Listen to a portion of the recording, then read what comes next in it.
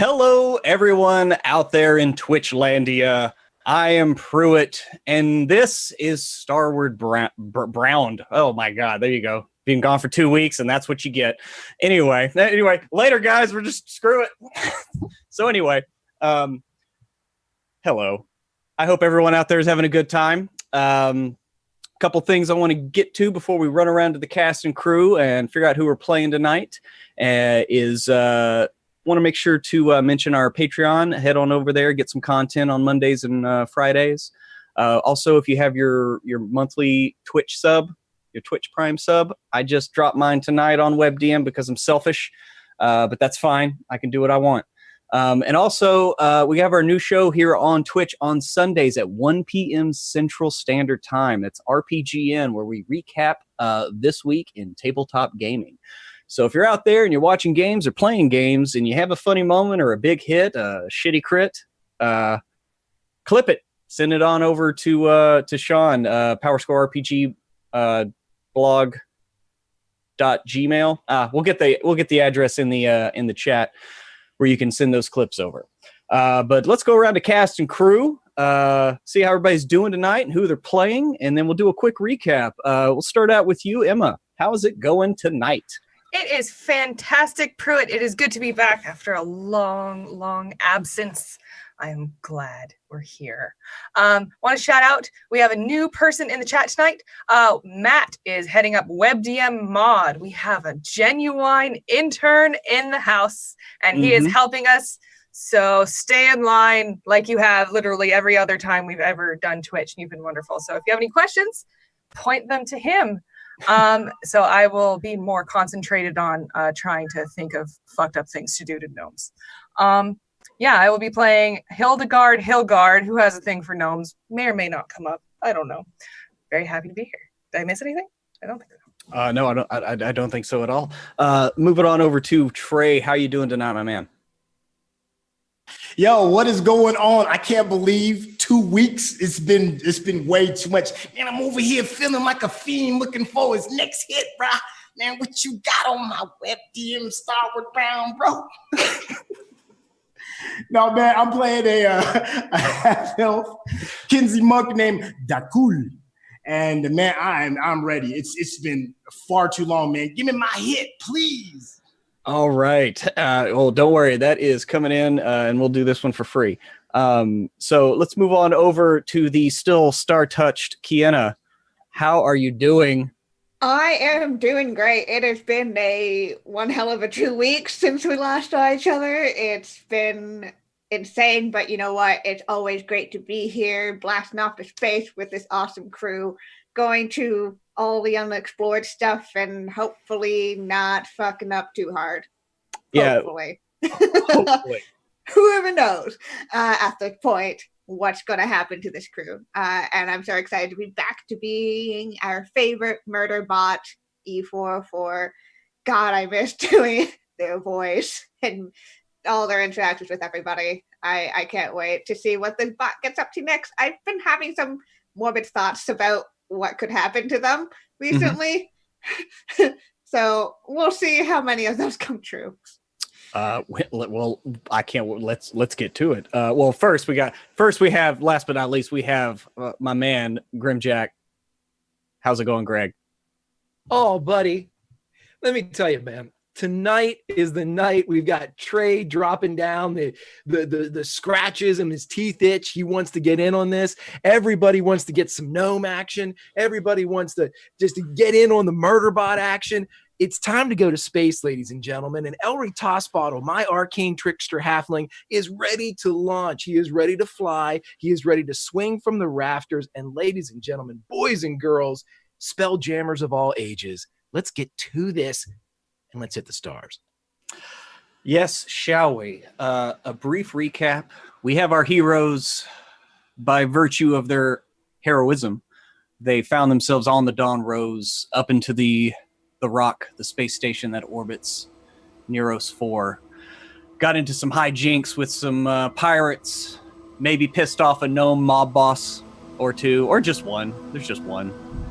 But we find ourselves from last episode on the Dawn Rose, tearing off into space, having freed Hellion and rejoining the giant saber-toothed space hamster siblings of Hellion and Hamilton.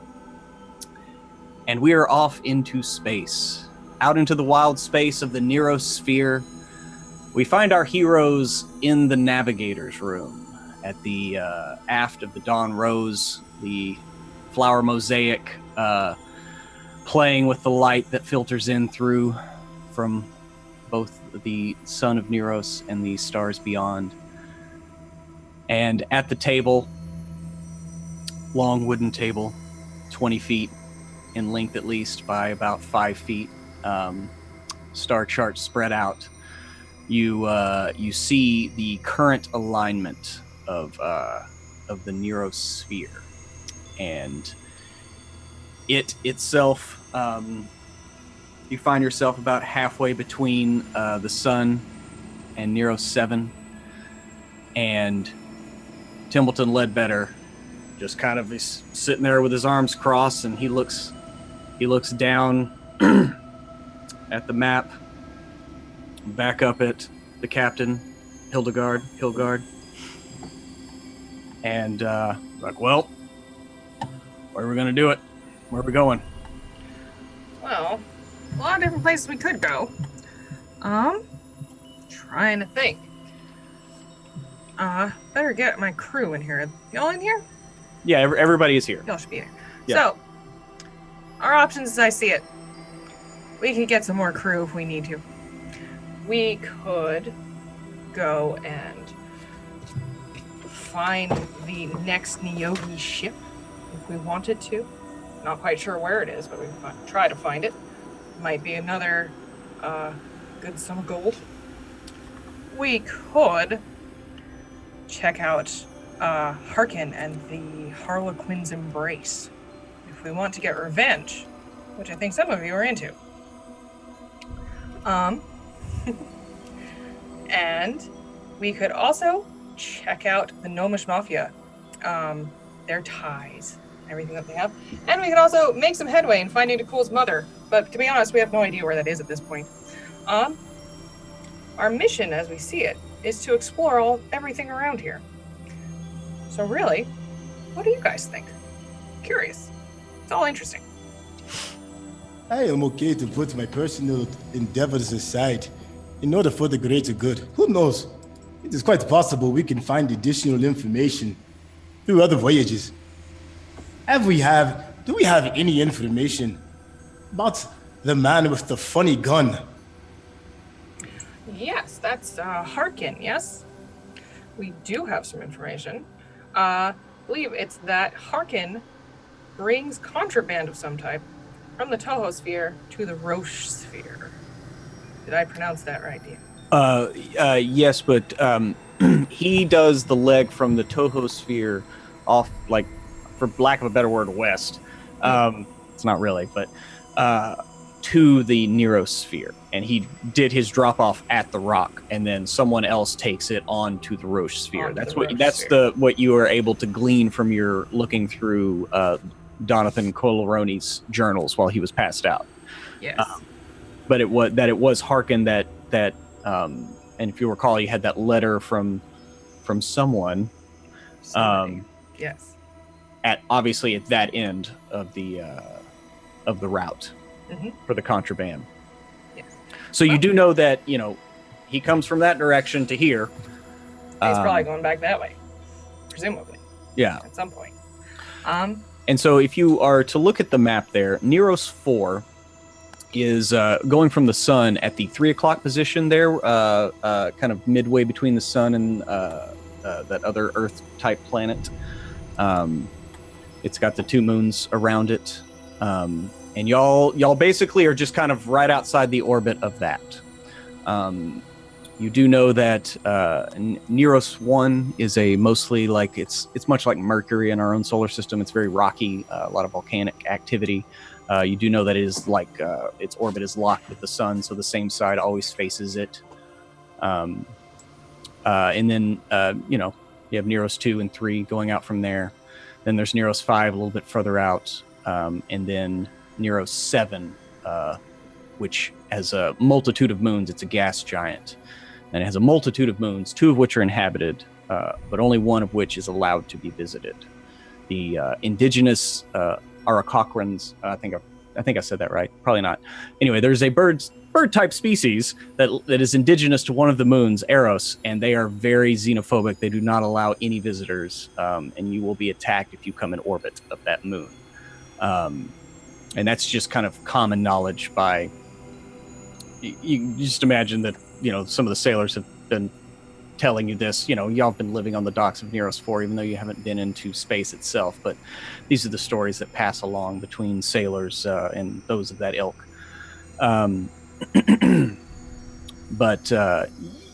Yeah, so you find yourself here just outside the orbit of Neros 4. And the asteroid belt on the left side right now, that is actually the remnants of Neros 6. It was destroyed long ago, or it no one really knows what happened to it.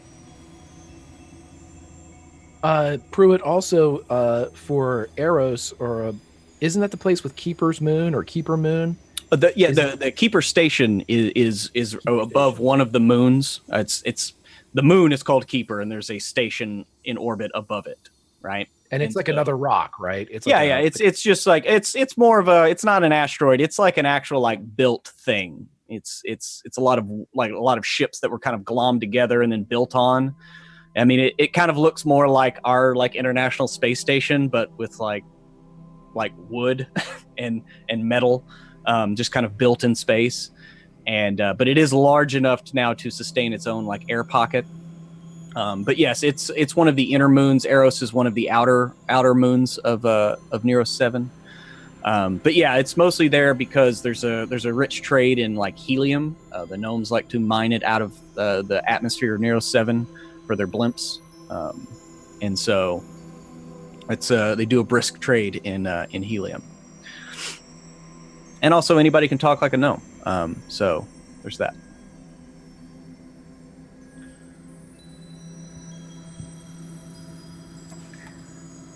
All right. Well, I think we are a little bit light on crew, correct? To comfortably crew the Dawn Rose, you need a crew of 20. And y'all have right now about, including y'all, about 15. So I mean, you're on a skeleton crew, and it can work, but if you were to get into really a real testy situation where you're having to do a lot of maneuverability and stuff like that, you're going to be a little undermanned in order to be able to handle all the rigging and man the catapults, the ballista that y'all have. I mean, that's kind of where you in order to be able to man every post. Can we get catapults? I want catapults. Well, one of the big things about Keeper Station is that they do have they do ship modification there, because since it is in space, it's a little bit easier to work on ships. So you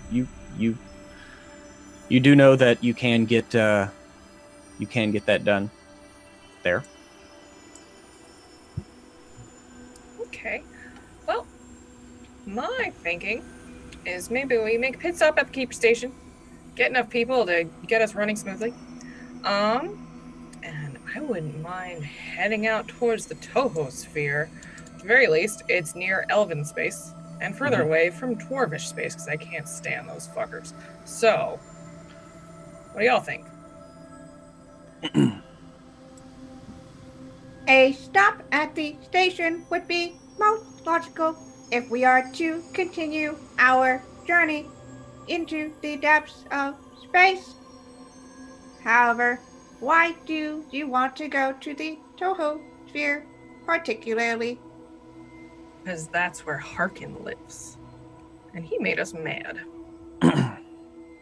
He did, says Elry from the back. And he took my gun with him. Your gun, Elry? Yes. I do not remember you possessing a gun before. Strange, isn't it? Some things just kind of slip right past you. But he took it, and I want it back. And I'm going to get it. I am not opposed to this idea at all. Fresh supplies, maybe some new clothes, and of course, some victuals for our little new additions that we have. Yes, this sounds like an excellent plan. What do you think, Ledbetter? I want to make sure we include you. I feel a little bit sheepish about this whole thing. But, you know, how the cookie crumble. Well. Keeper station should be good. You know, had to burn out of the rock there pretty quick. That's fine, whatever. But we can pick up crew there. It'd be good. I mean, if you want to go to Toho, I mean, gonna have to go all the way to one side of the Neurosphere and then all the way to the other. If you don't want to do that, that's fine. I don't know. I mean, you want to take a crack at Harkin? I know a place where he might be. Oh, really, Ledbetter? Where's that? You might go to Neros 1. There's a port there. Not everybody knows about. It's a pirate haven. Moved in the last couple of decades. It's called the Cimmerian Descent. You got to travel in using the planet as an eclipse with the sun. Otherwise, it'll burn your sails off. I wouldn't want to do it every day. I don't know if Xander could handle it. Probably could. Well, if he couldn't, Wait, could Xander you? died. Xander's I still do not I understand. didn't want to tell you this, but Xander's dead. I mean, he slept off. He's sleeping off a hangover, but he's. Anyway. I don't know what that is now, but I'm pretty sure that whatever Xander was, he's dead now. So just pour a little bit out for him. This cannot be just my herbs. Did you say the only way we can approach this place is through an eclipse, or our sails will burn? Well, yeah. I mean, once you get inside the orbit of Neros 2, it gets pretty hot.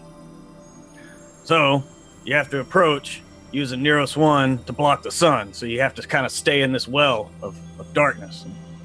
So you got to adjust for it all the way in. It's just, you know, it's kind of harrowing. It's also kind of fun. How do you know about this, Ledbetter? Well, I've been there before. I've been flying these skies for well over a century. Interesting. So have you made this landing before? I wasn't flying. I was on the deck, but yes, I was on the ship that landed. Well, I think if that's definitely on the list. I think we should get some more manpower, though. And maybe a catapult, and definitely not a trebuchet. Well, he kind of looks up at the, you know, like up, like, yeah, sail's getting in the way. They're quite, they're quite vivacious. I don't even know if that's a word. I don't know if that's a word either. Well, I think maybe we'll make a quick pit stop at the keeper station and then swing back around to the Cimmerian Descent. You have an accord, everybody? You have my vote.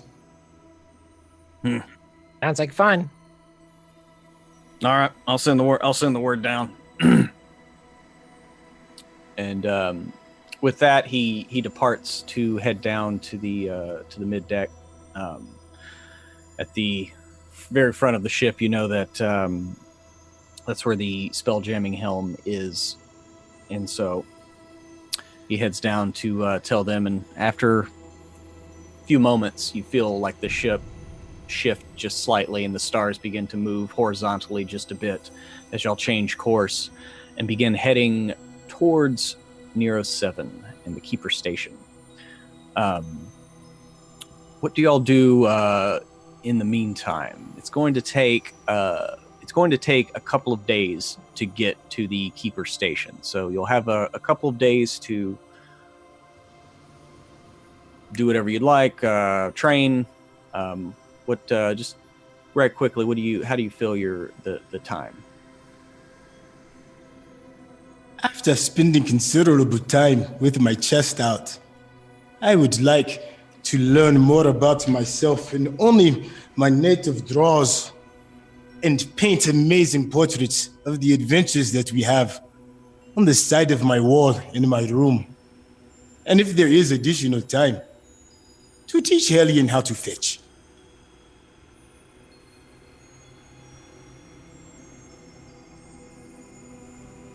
Okay. Go ahead and give me do you have animal handling? Oh shoot! Oh, can you hear me? I think my sound went out. No, we can hear you just fine. Okay, sorry, I hit the wrong button. Yeah, no, there's no animal handling whatsoever. Okay, so just go ahead and just make a check. I believe it's modified by your wisdom. Okay. 21. Okay, well, after took about an hour, but you managed to throw a little twig, and Hellion goes and gets it, and he brings it halfway back to you, and then drops it, and then gets distracted. But after about an hour, he actually fetched it and brought it halfway back. So that's progress. Yes, I am quite proud of you, little Hellion. You shall be a valiant warrior soon enough.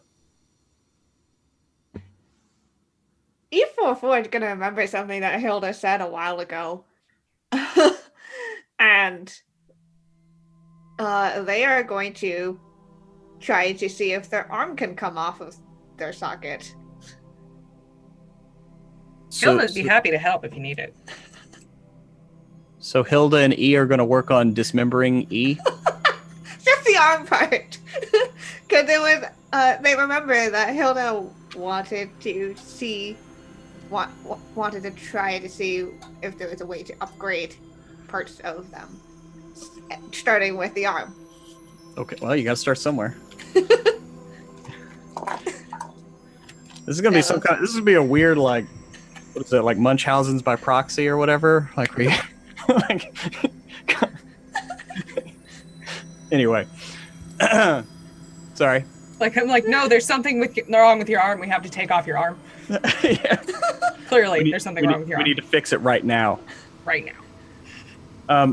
Okay. So, Hilda, give me a smithing tool modified by your intelligence. All right. Because this is kind of unfamiliar territory as you're kind of taking this mechanical masterpiece apart. And are you keeping notes? Or are you keeping it all internally? As far as where everything goes. Okay. She will take some good notes. She has a fireproof notebook that she keeps everything in. Okay.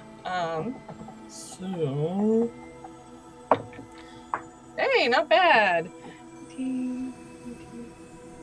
21. Okay. Yeah, you managed to take off E's arm. Right on. I'm gonna examine it. As it disconnects, you kind of feel the thrum of power leave it, and E, I mean, you just, I don't know how they feel about that, or if they feel anything, or it's just there's just no arm there now. But I think it's just there's no arm there. Yeah. They would shrug with both hands, but now they only have one. And so there's now you're holding one of E's arms. It is powered down and it weighs quite a bit. This is probably also the arm with the warhammer built into it. Yeah. Hilda wants to study how it emerges and Okay, doesn't. give me an investigate. Okay. That's an 11.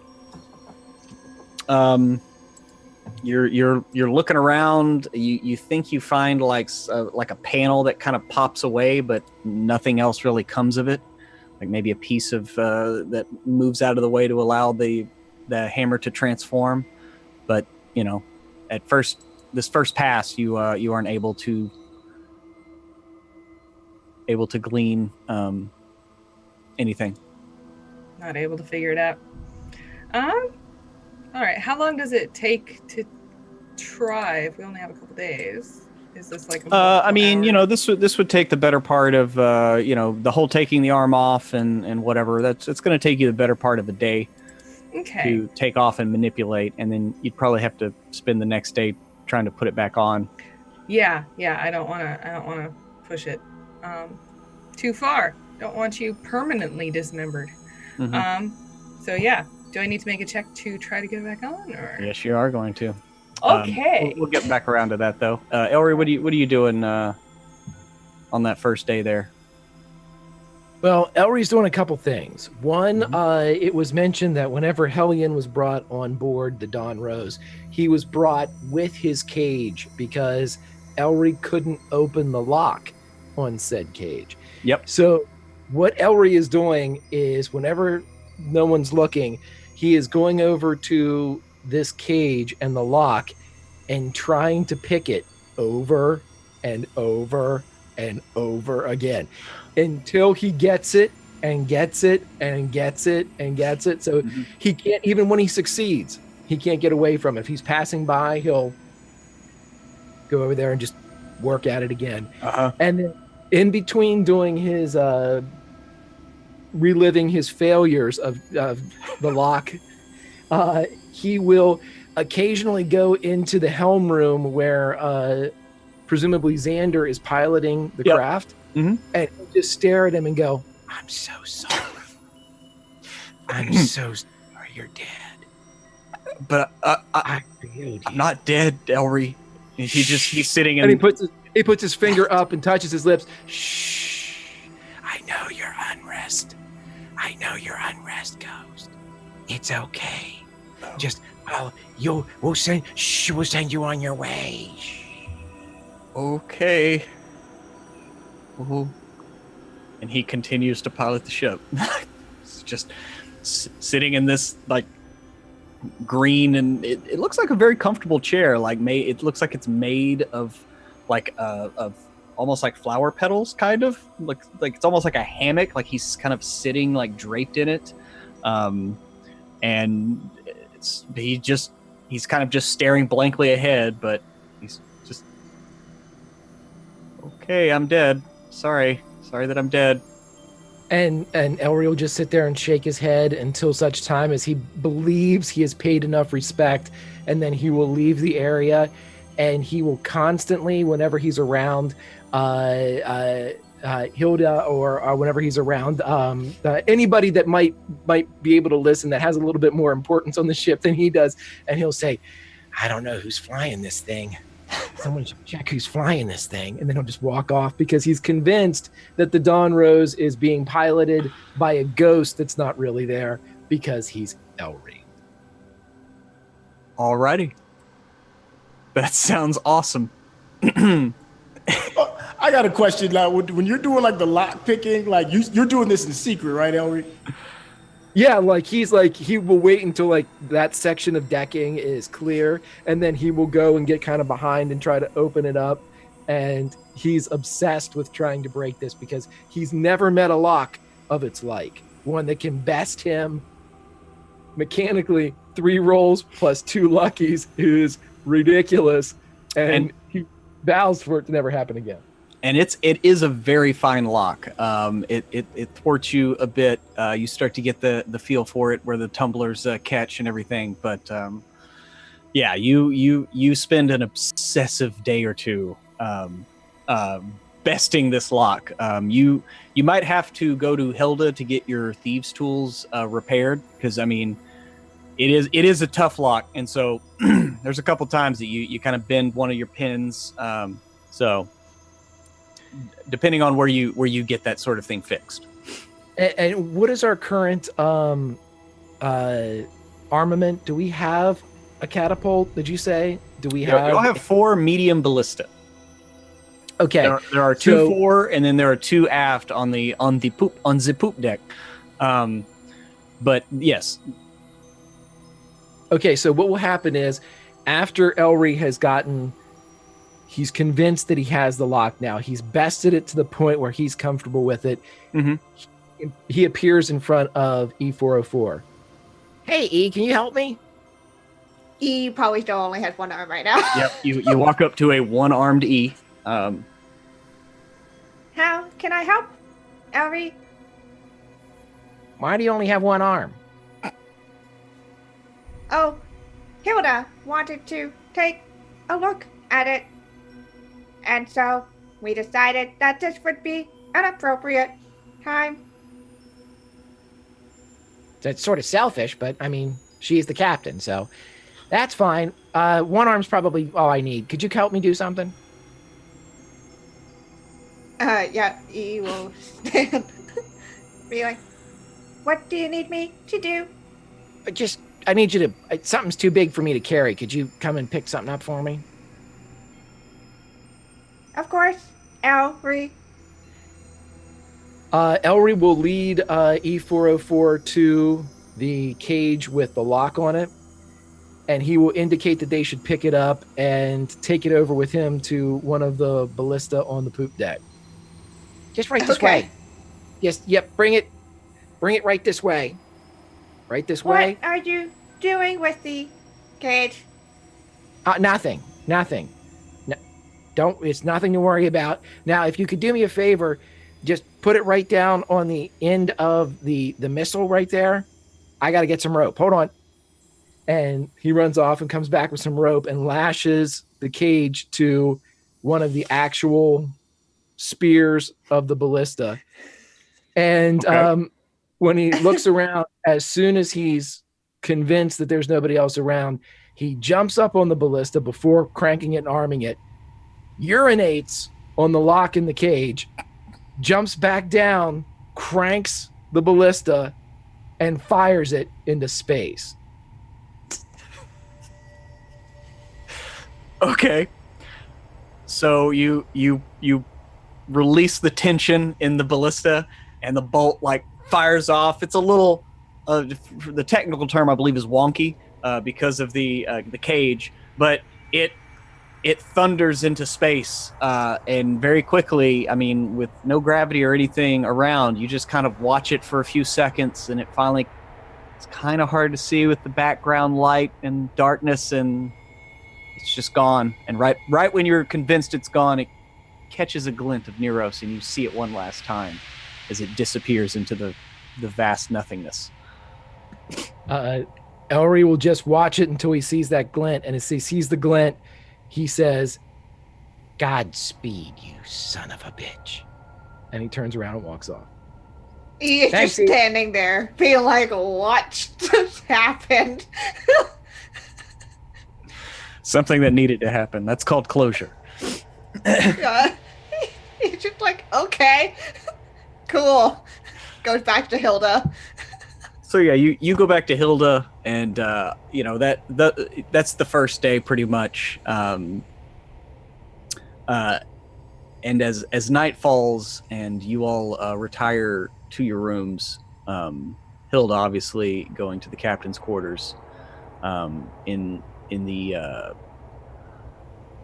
mid deck for the front. Near the spelljamming helm is where the officers' quarters are. It's where Dakul and Elry and E, you are given quarters if you'd like. So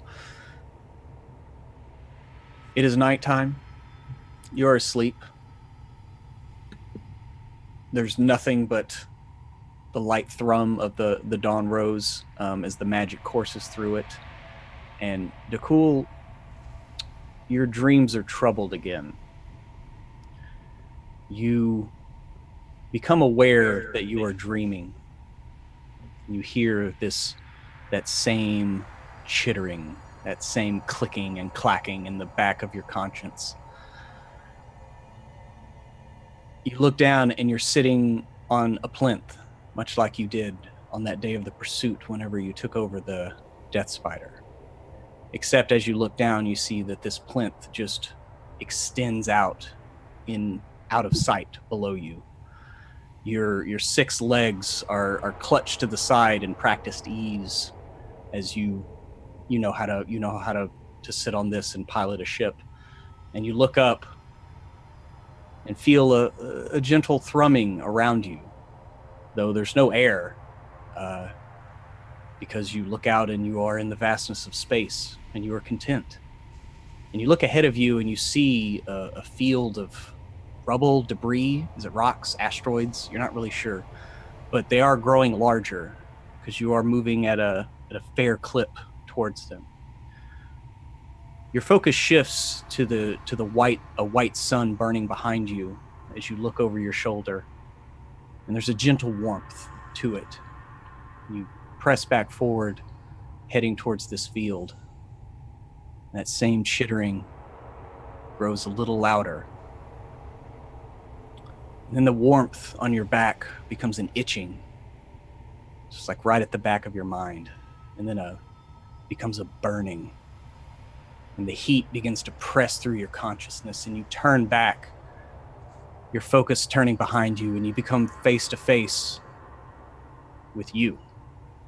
You see Dakul, just like you are now. Just in your clothes, your sword sitting gently on your shoulder at practiced ease. Your sunglasses in place on the bridge of your nose. And you in the dream, you look and you can see in the reflection of those ebon lenses, the slimy visage of a Nyogi. And you recoil as you start awake, looking around the room on the dawn rose in a cold sweat. So what do y'all do on the second day?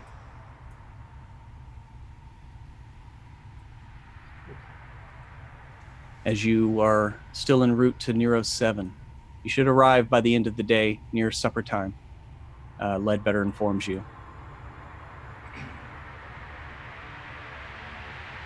Elry will spend the day, because the Dawn Rose has a very unique sail configuration. He is going to take the entirety of the day from sun up to whenever they reach destination to begin to hang his weighted silken cords all over the rigging, even a couple of them that are attached to the railing that could allow him to kind of keel haul himself underneath and come up on the other side. He now getting a feel for this type of travel and this type of gravity that he's dealing with. He realizes he's got a whole other different level that he can use on this ship that was not necessarily available to him in a seafaring vessel. So he is attaching these lengths of rope all over this thing. Okay.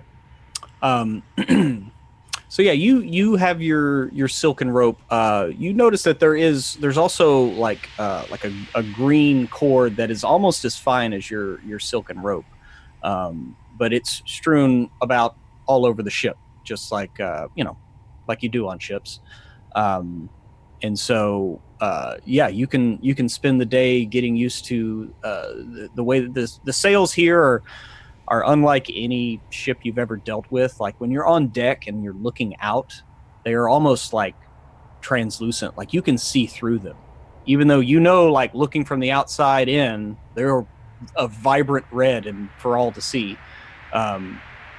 It's a little interesting to get used to, but it does mean that no matter where you are on deck, even though there are these full sails in your face, like you can see just fine, as they're almost like the sheerest silk you've ever seen. But yes, you give me a couple of acrobatics checks as everyone is going about their day and sailors are cleaning the deck and doing this. There's a halfling hopping around, swinging to and fro.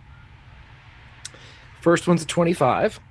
25. Okay, yeah, you managed to ride down one of the main sails and swing about over the edge of the ship. Second one's a 12. And you actually kind of bump off the the keel of the ship because you're not quite used to it just yet. Kind of throws you for a tumble for a split second, but you manage to hang on to your rope. And a nat 20. And a nat 20. And as I don't know if Dakul's up on deck, but all of a sudden you're kind of standing there on deck and a halfling like swings from nowhere from the underside of the ship and does a backflip and you land right on the railing. And It's me. and from across the deck, like an old dwarf, you know him. His name's Lorne. He has like 4 missing fingers. Look at that. That's a half clap from Lauren. Thank you, Lauren. It's Lorne. Thank you, Lauren. He goes back to mopping the deck.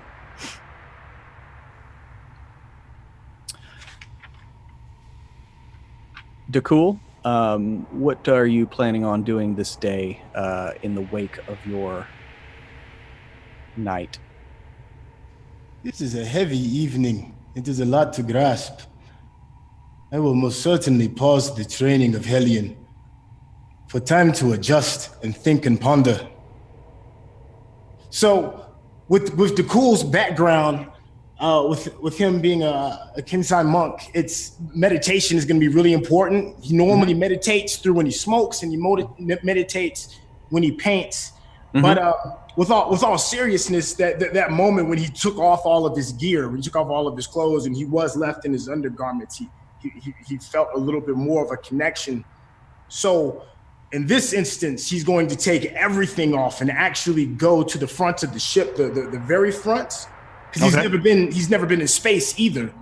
So he's going to. So you're going to go out on the ram and Jack and Rose it.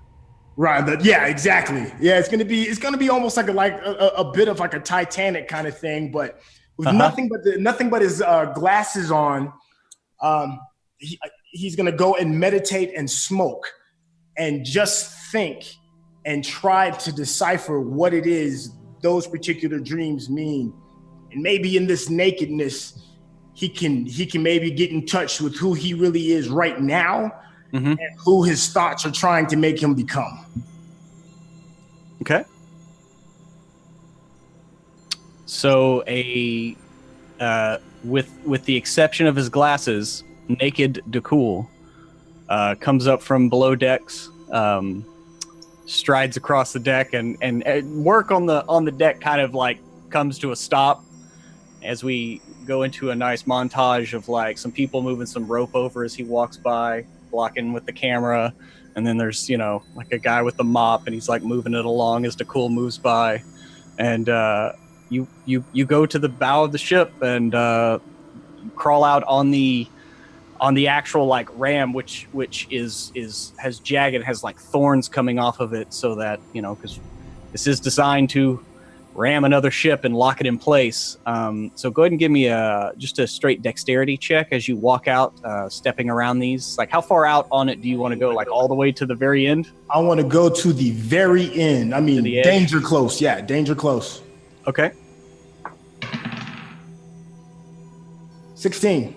Okay, yeah, you easily step around the thorns, and as you get to the very end of the ram, I mean, it's only about maybe like 3-4 inches wide, but it's enough for you to perch on, and you're pretty much like standing or sitting. What you plan on? Standing. Okay, yeah, you're standing there on the basically the very edge of the ship, and there is. In front of you, there is nothing but the vastness of space. Right. You feel only the faintest hints of air, kind of at the back of your head and your hair, as you're kind of at the leading edge of the air pocket itself. Go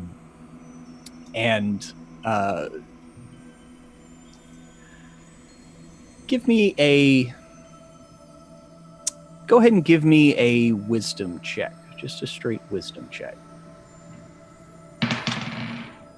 17. Okay.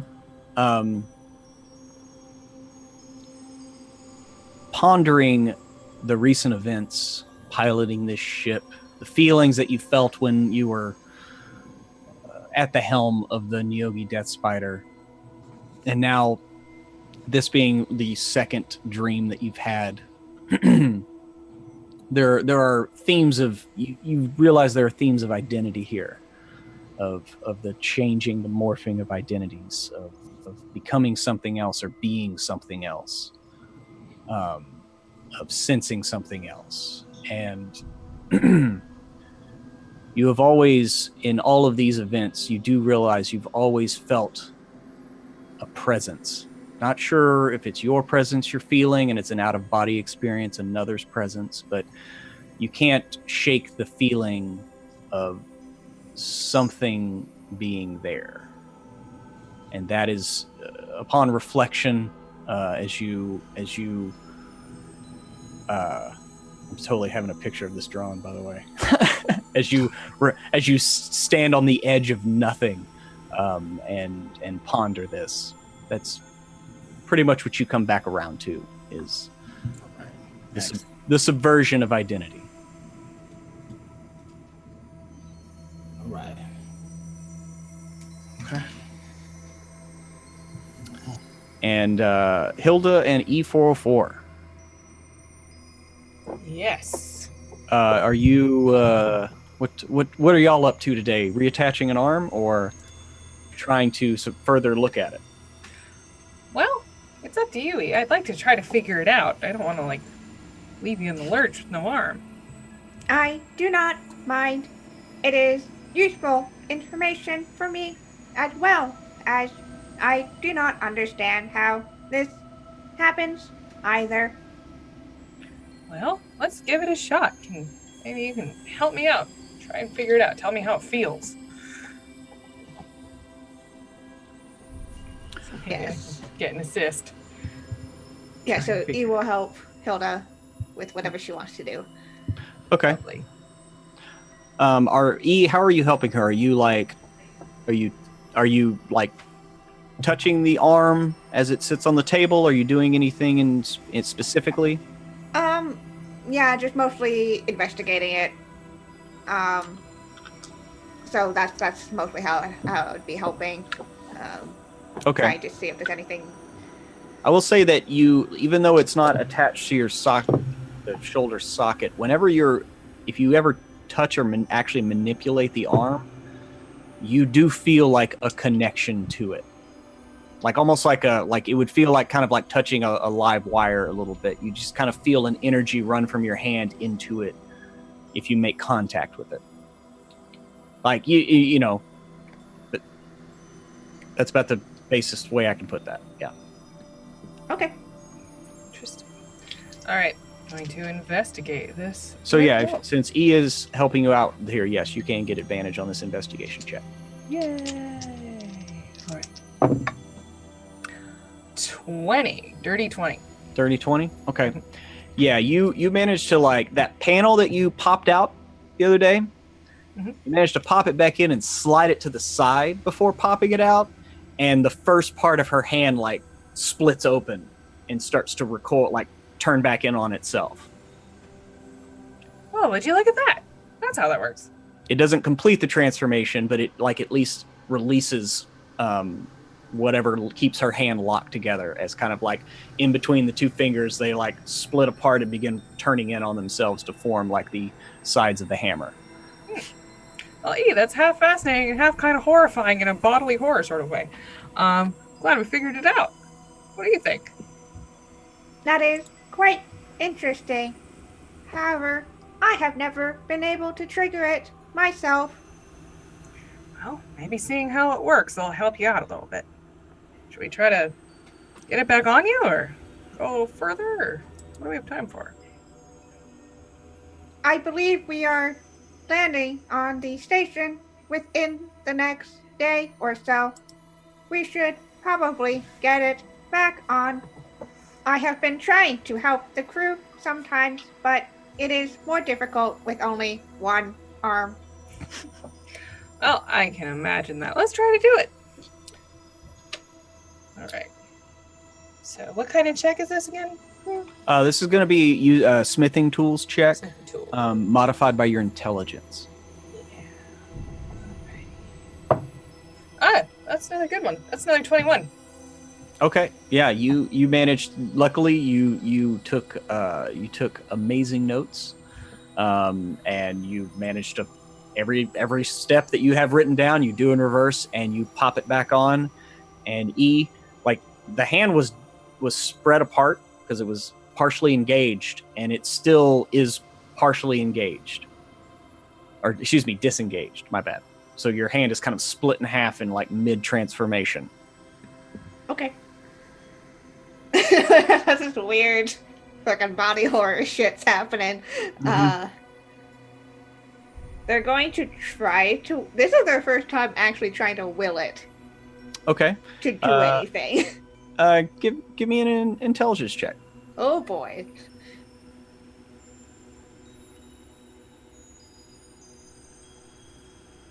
That says 8. An 8. Yeah, what are you trying to form a hammer or form your hand again? What are you trying to do? I'm trying to get it into a hammer. Yeah, it snaps back together and forms a full hand, and you just kind of.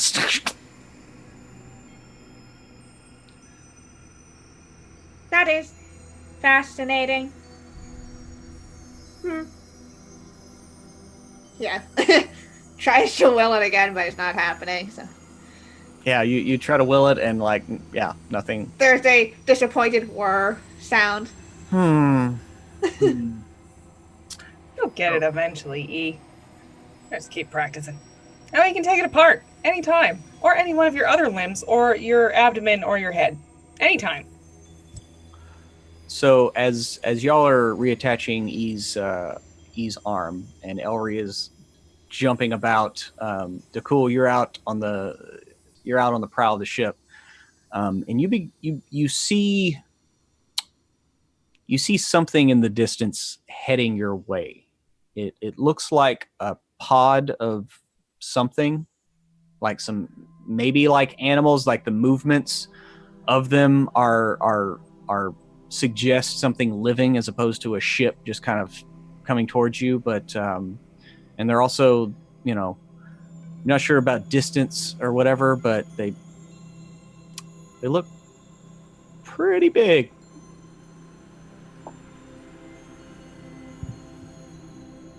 Well, the first thing I'm going to do is get off the bow. Okay.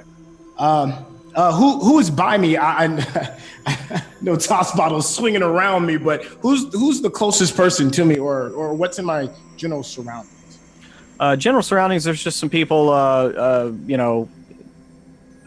Ledbetter had everyone basically just like polishing the ballista, cleaning the decks. They're all just like, once the ship is up and running, it pretty much just goes. So everybody's just pretty much doing busy work.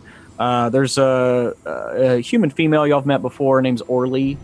She's up by the nearest ballista. Just kind of like cleaning it up and checking everything to make sure it's functioning properly. Okay. First thing, I'm going to look to her and say, ready the ballista. And I'm going to look for our loving Captain Hilda. So I'm gonna move very quickly to Hilda's quarters.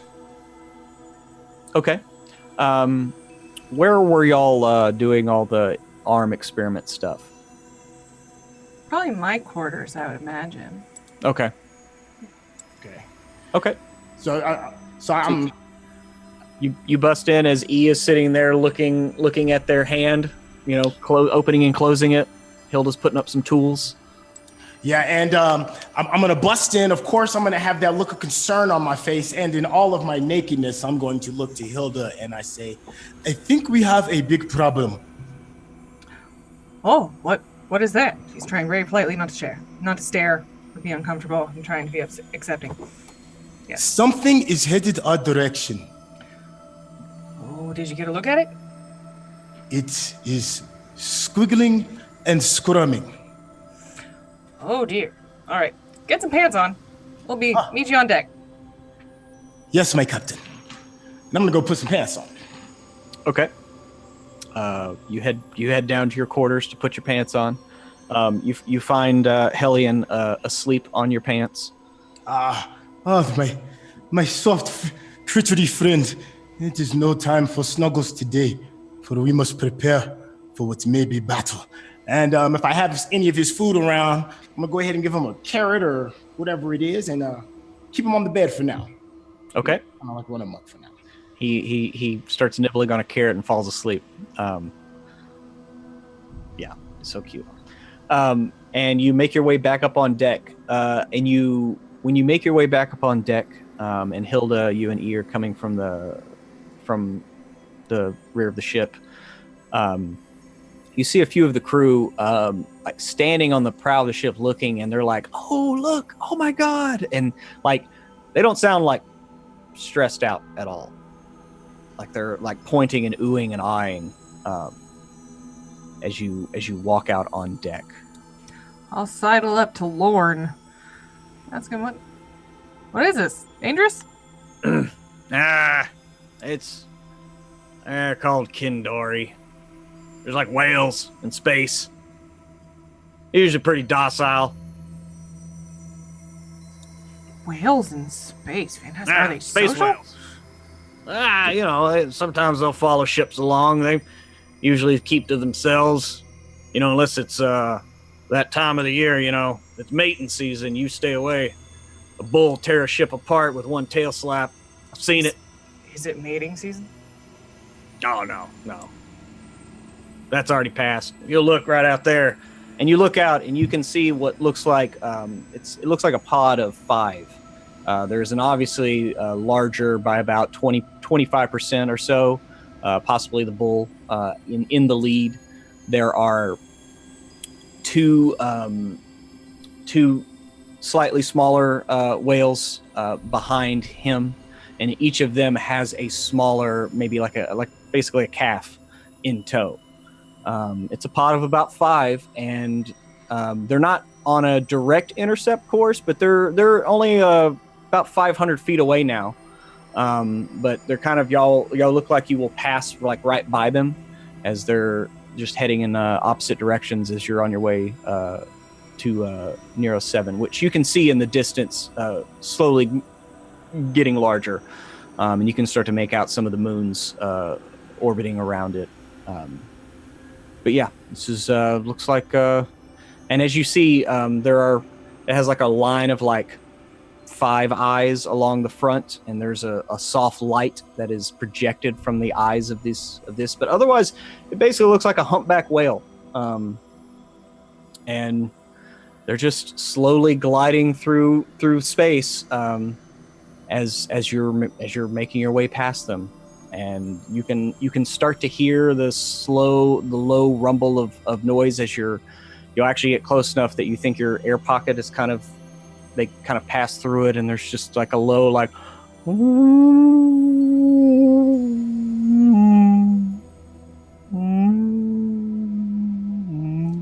as they're passing by. E is probably like at the railing, staring with what childlike wonder you could probably see on their face if they had facial expressions. But like definitely like leaning forward. Yeah. And yeah, you're sitting there looking at this, and like I said, they pass within probably, like the bull is still about 100 feet out, but the females are kind of, they kind of form like a V. The females are only about 50 feet out, and the calves, they come within about 25 feet of the ship. Because they're a little bit more, they're young, they're naive, so they're a little bit more inquisitive as they kind of like come up and start like basically floating like under the ship, and they actually kind of like bump the hull a couple of times, and it's enough that when they're still large enough that when they bump the ship, like you feel it, and you hear a call from below, like it's Xander in the helms room, like he calls out, he's like, "We okay? They're not gonna hurt us, are they?" We're fine, Xander. Sorry, what?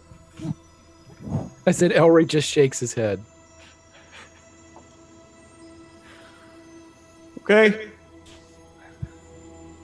Just keep flying the ship then. And the ship continues on, but after a little while, like the calves, they stay with the ship, and the bull and the 2 female whales, they actually like turn about and like come back to try to start corralling their young ones, and they're in tow with y'all for a little while, actually. And then they actually just kind of like stay close to the ship, and one of the females even kind of like bumps the hull a little bit. And you hear, more of the song, like, and it changes pitch a little bit.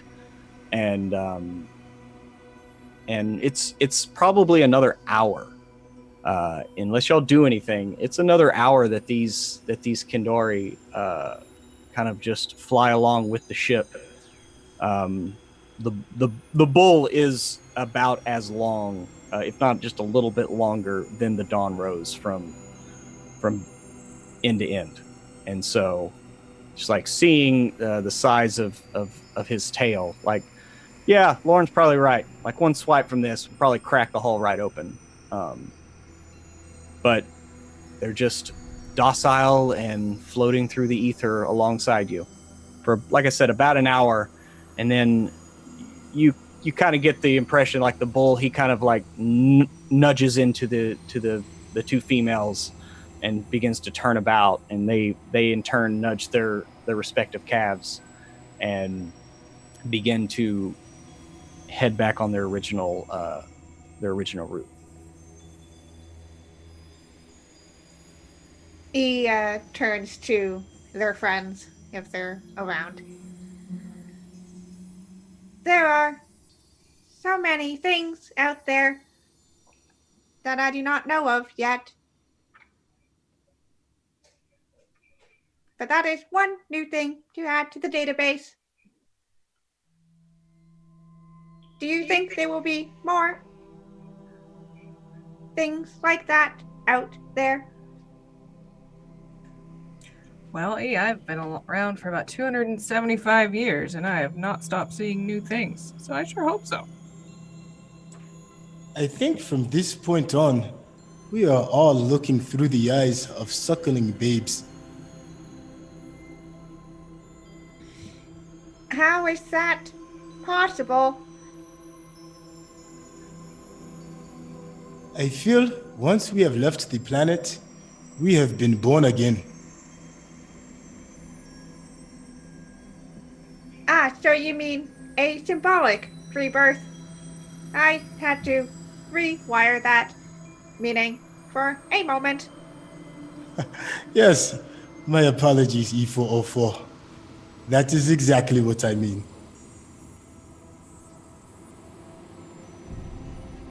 They nod and they go back to just looking out into the ether. Okay. The rest of the trip to the Keeper Station is uneventful. Y'all do have to make a wide swing, as your trajectory, as it was, would have taken you dangerously close to Eros. And Ledbetter, he goes down to the helm's room, and of course, with your permission, Captain, we'll want to swing clear of that planet. Absolutely. They don't take kindly to strangers. No, this is not our fight. And so you kind of have to take a slightly circuitous route, but you move into the inner moons, and you come upon what is known as the Keeper Station, which, like I said, it is an odd conglomeration of just like, it looks like they took various ships that when they got here and just started glomming them together until it kind of created a bit of an amorphous, like, floating station with docks sticking out at random angles. There are ships coming to and fro. This is a pretty busy time for the trading routes because of the orientation of Neros 7 to the outer portal here, and also to Neros 4. They're about as close as they ever really get. So there's a lot of back and forth trade as they try to get as much silk and other amenities off of Neros 4 trade goods, like armor, weapons. They run a brisk trade in that from Neros 4. Like I said, they mine helium from Neros 7 itself and ship it back to all over the vortex from here. But you, as you're pulling in into the space around Keeper Station, a small skiff. It's probably like the size of like a dinghy, and at the prow of it is a man. He's kind of holding the front of the ship, sitting in a small chair. He's got a ring of metal around his head and some wiring that runs down, and it looks like he's just focusing in the middle distance. There's a small half sail that sticks up out of the ship, and another man standing at the back of the ship, hanging onto the mast. He's got a clipboard, and they kind of swing up alongside the Dawn Rose and call out, "Ho there! It's a pretty ship you got. What do you call her?"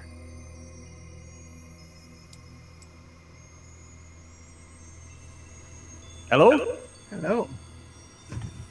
Oh, I did not see you there, my friend.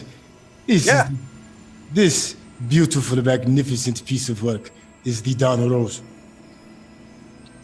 The Dawn Rose, you say? Well, I'm McKenna, the harbor master. Hello, McKenna. How long you plan on staying, and what's your business? You here for trade? We are here to look for supplies, maps, and information. Our captain is Hildegard. Would you like to make words with her? Well, I'll make words with anybody who will talk. I just need to know what you're here and where you're going, so I know where to send you. How much to charge you? Well, we will be staying for quite a bit of time, maybe not too long. However, we would like to port. Is that possible? Where are you going, and how long are you going to stay? Are you here for trade? Are you here for modifications? We are here for trade and modifications too. Oh, okay. So we're going to send you around to the Southport axis there, and he kind of points to the very bottom of the Keeper Station, and you see a series of docks, and you can actually kind of see almost like a dry harbor. It looks like they're building a ship right now of elven make. It's very green and a lot of large flowing sails. If you're doing any kind of mods, you got to go down there. And tell you what, we'll just start you out at 2 days. I'll come see you in 2 days for further harbor fees. That is quite appropriate with us. One more time, what is your name again? Oh, I'm McKenna. All right, McKenna. I am the harbor master here. Okay, come on, Laffy. Let's get out of here. Oh, wait, I need to actually take the money. Yeah, so that'll be 5 gold for docking fees. Is E404 by me? Because I'm pretty sure I don't have any gold on me. Mr. No, that's an E404 question. Yeah, E404, you by me? Are you by him? We just had a nice little moment. I just want to make sure you're still by me. Yeah. E404, pay this young man so that we can get our upgrades. Of course. And opens up their chest compartment, just kind of sticks their hand in to the bag, pulls out the 5 gold. Okay, thank you there. And he the ship pulls up kind of right alongside you, and he kind of looks at DeCool with all of his 50 going on 60 years, and he's like, "Thank you." Trying to figure out if you were being so condescending by calling him young. Let's go, Laffy. And ship kind of turns and heads back towards Keeper Station. I believe we are ready to dock. Okay, and with that, Ledbetter calls out down to Xander to head to the south docks, and you head down, and sure enough, as you get down there, you kind of see at the end of one of the docks a dwarf walking out, and it looks like he's got a lantern, and he's like swinging it to the side and pointing to the side, to pull in on the left side as he's guiding the ship in. And after just a few minutes, a team comes out and moors the ship, extends the gangplank, and there you are. You are docked at Keeper Station. Before we figure out if we're gonna undock her, is that a word? Deboard? I'm not a sailor. I don't know these terms. Before we connect the thingy to the other thing, if you want to disembark, yeah. I want to go back to my room and grab Hellion, but I want to use the shirt from the suit that we stole and try and fashion some kind of like makeshift sling for Hellion. You're making a baby Bjorn? like a papoose or a Bjorn or a hamster Bjorn. Bjorn. Stay like that though. I mean, can I make it a little stylish? Maybe. Nah. Just I mean, I got a baby knapsack. I'm sure DeCool is a man of many talents, and yeah. So you can fashion a bit of a sling for your hamster. And he kind of like nuzzles in there and pops back out, and his head just kind of sticks out, and his little fangs are sticking out, and he just kind of sits there. So he's like riding along. That's an interesting point. I realized I've forgotten to check in about Hamilton 2. I think he died 3 days. Yeah, no. You in your room, like he is. I mean, DeCool's hamster might be named Hellion, but your hamster is a Hellion. And like again, every time you go in there, plates are knocked over. He's chewing on the edge of your bedding. He's in a real developmental period. It's a real leap right now. Mm-hmm. I'm gonna be as understanding as I possibly can be about this. Okay. And I am also going to make Xander's demerits to take care of Hamilton 2 while we are docked at the Keeper. Okay. So you call Xander into your room. Into my room that's like full of wood chips. Uh-huh. And it just smells like hamster piss. Yeah. Yeah, Captain. Xander, thank you for bringing us to the Keeper. I think I'm really getting a hang for her. It's it's no racing skiff, but man, she can move. I'll tell you that. Yeah, it's a beautiful ship, and you did well with the space whales. Oh my god, that was nuts, man! I was getting ready to pop a barrel roll, but oh well. Yeah, thanks for not doing that, Xander. So, if you'll recall, the incident for which Ellery is convinced you're dead, I'm pretty starting to think he actually is convinced that you're actually dead. Yeah, I was Captain. I was going to talk to you about that. He keeps coming in the room, and it's like he's eulogizing me like to my face. I don't really know what to do. Every time I try to talk, he just like shushes me. I know he's your friend. I don't want to I'm not trying to do it. Well, Xander, if I had to guess, he's feeling a bit guilty. And over what? Oh, for getting you in the position that you were in. Although in some ways, it was no, it was like entirely your fault. I was going to say it's my fault, but it's not my fault. It's your fault entirely. You chose what to do. Well, yeah, but I mean, I've taken responsibility for that. Hey, listen, I got kicked out. It was my senior year. It's fine. I wanted to get on this ship anyway. I see it as a blessing. Okay, what am I going to do? Sit there and take notes at a freaking college for another 6 months? No, I'm in space right now. Yeah. Best thing that happened to me. This sounds like a really well thought out beginning to your life. So it's got to start sometime, right, Captain? Yeah. My suggestion with Ellery, not quite sure what to do. I've read a lot of books with a lot of myths where people feel bad about death. Might try forgiving him. I don't know. Maybe it'll do something. I mean, I forgive him. Tell him I forgive him. I'm sorry for whatever. Maybe come to him when he's sleeping. Do a dream thing. Have a whole Chekhovian crazy shit. I don't even know what that is. Well, I think they were going to cover that in the next semester. I don't really know Chekhovian, but I think they were going to cover that. But okay. Yeah, but you still owe me pretty big for fucking up my big escape. You got some demerits. This is Hamilton. It's Hamilton too. Oh yeah, the hamster. Yeah. Yeah. Yeah. Okay.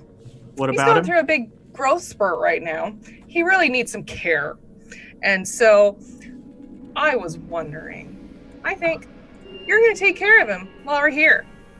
And unfortunately, he's a bit of a pain in the ass right now. I don't think you're going to be able to go to a bar or anywhere with wood or anywhere where you don't want to be pissed on. So you're going to have a good time with Hamilton while we're here.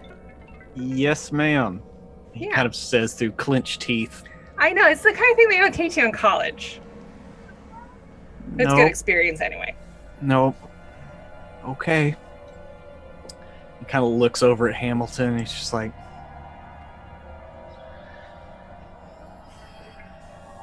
So he likes carrots before his first nap.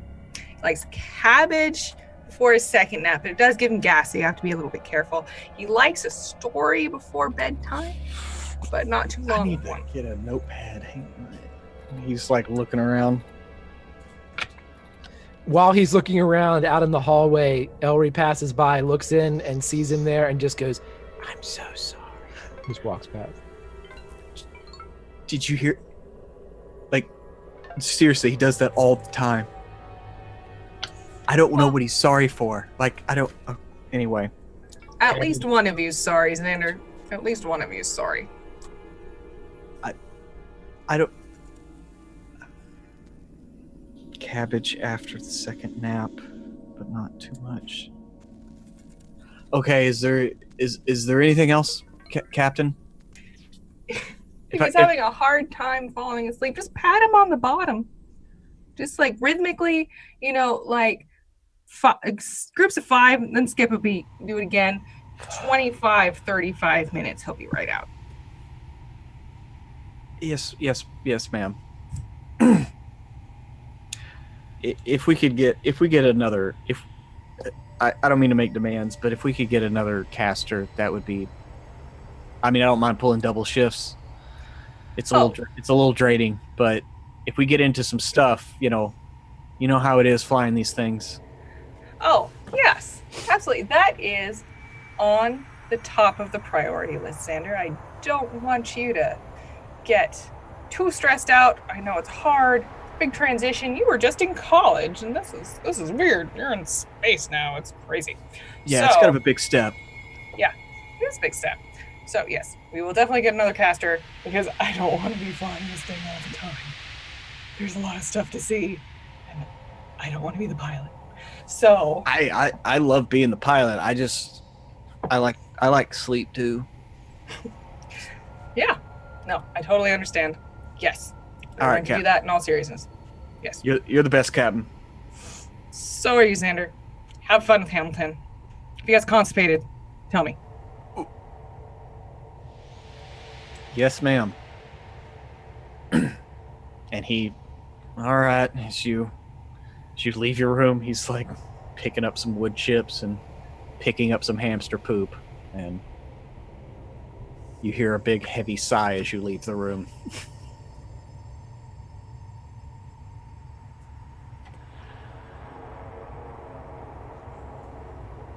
So, y'all depart the ship? Or yes? Yeah, we're looking for crew, correct? We're looking for additional round out the state crew. Okay. The best place to go, I guess, would be McKenna. If he is the harbor master, he'd be able to direct us to the whoever would be hiring. There's usually a guild of some type of like boat things, like not boat rights, but sailors and things of that nature. So okay, yeah, you head down the docks and kind of towards the nexus where it comes into the actual, like, not really sure what to call it. It looks like you're coming in like halfway in, like the hull of a ship that has been like cut open and has a doorway kind of cut into it. But as you get close, you can kind of see like a small lectern there, and there's a very short old female gnome kind of sitting behind it with little glasses on the end of her nose, and she's etching in stuff. As you walk up, she doesn't really look up from you. Look up from her writing. What's your business here? As soon as Ellery sees it's a gnome, all he does is turn around, look at the captain, and go, "Gnome, it's you." Thank you, Ellery. I did notice. At that, she kind of looks up with a sour look on her face. And what's that supposed to mean? Don't worry about it. Hi, I'm Hilda Hildegard. I'm the captain of the Dawn Rose. What's your business here? Well, we are looking for some more crew. We want to inquire about modifications and perhaps a little shopping. Okay, well, let's start with the modifications. What are you wanting to get? Well, I was wondering if we could just, talk options. What's possible here, and in what sort of timeline? Well, of course, that depends on how much you want the ship modified. If you want, a thicker hull or something, obviously that's going to take some time. New sails, that can be done pretty quickly. What about weapons modifications? Weapons modifications. Well, that just depends on what type of weapon that you're wanting. I mean, if this is just something that needs to be bolted to the deck, that's pretty quick. But, if you're... Jim Davis's arm, everybody. That's... Applause for Jim Davis. Everybody, Jim Davis. Well, I think we're looking for maybe a few more ballista, or some other projectile type. Yes. Looking for bombards. Catapults. Very interesting, quite tasteful. Might be very interested in them. It's classic. Mm-hmm. How many are you looking for? Well, what range? For 2. Oh, for 2? Oh. Mm-hmm. Well, I mean, that just depends on which ship we're looking at here. Oh, my. She, looks over your shoulder. Is it that one? Yeah. She's pointing towards the Dawn Rose is the only one on this dock right now. Wow, that's... Very nice. So you're looking for 2 catapults, yes? Well, possibly. I'm curious, how much would that cost? Well, catapult, let's see. And she, takes out a tome, finds a tab in it, and opens it up. You're looking for long range, medium range? Let's see, our ballista are medium range, correct? Yeah, they're more medium range, close to medium. Okay. What about, do you have one long and one close?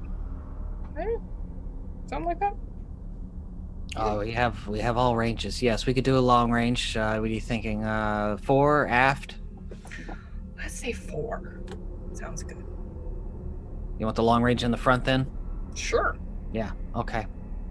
All right. Short range in the back, yes? That sounds good. Just in Okay. case somebody gets up close. Well, I can send out a contractor to look at it and see, get an estimate. In the meantime, it's going to take, I can get somebody on it here in the next half hour or so. Maybe within the hour, I could have a rough estimate. Is there anything else that you're here? Yeah, we need some crew. Oh, yeah, crew. Okay, there's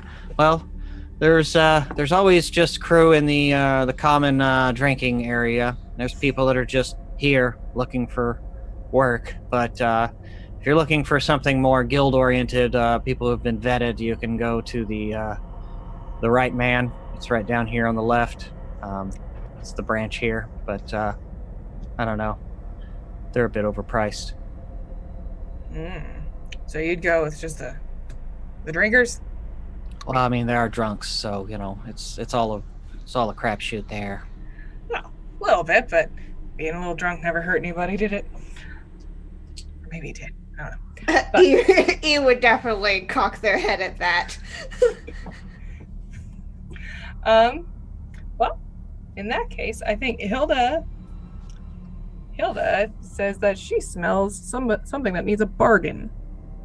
And then she turns and takes a look at Elry. Unless there's something else you want to do. You want to be a recruiter? To me? To you. A recruiter? Yeah. This We need place is at least 10 more boring. people. I know. Can't we just grab them and go?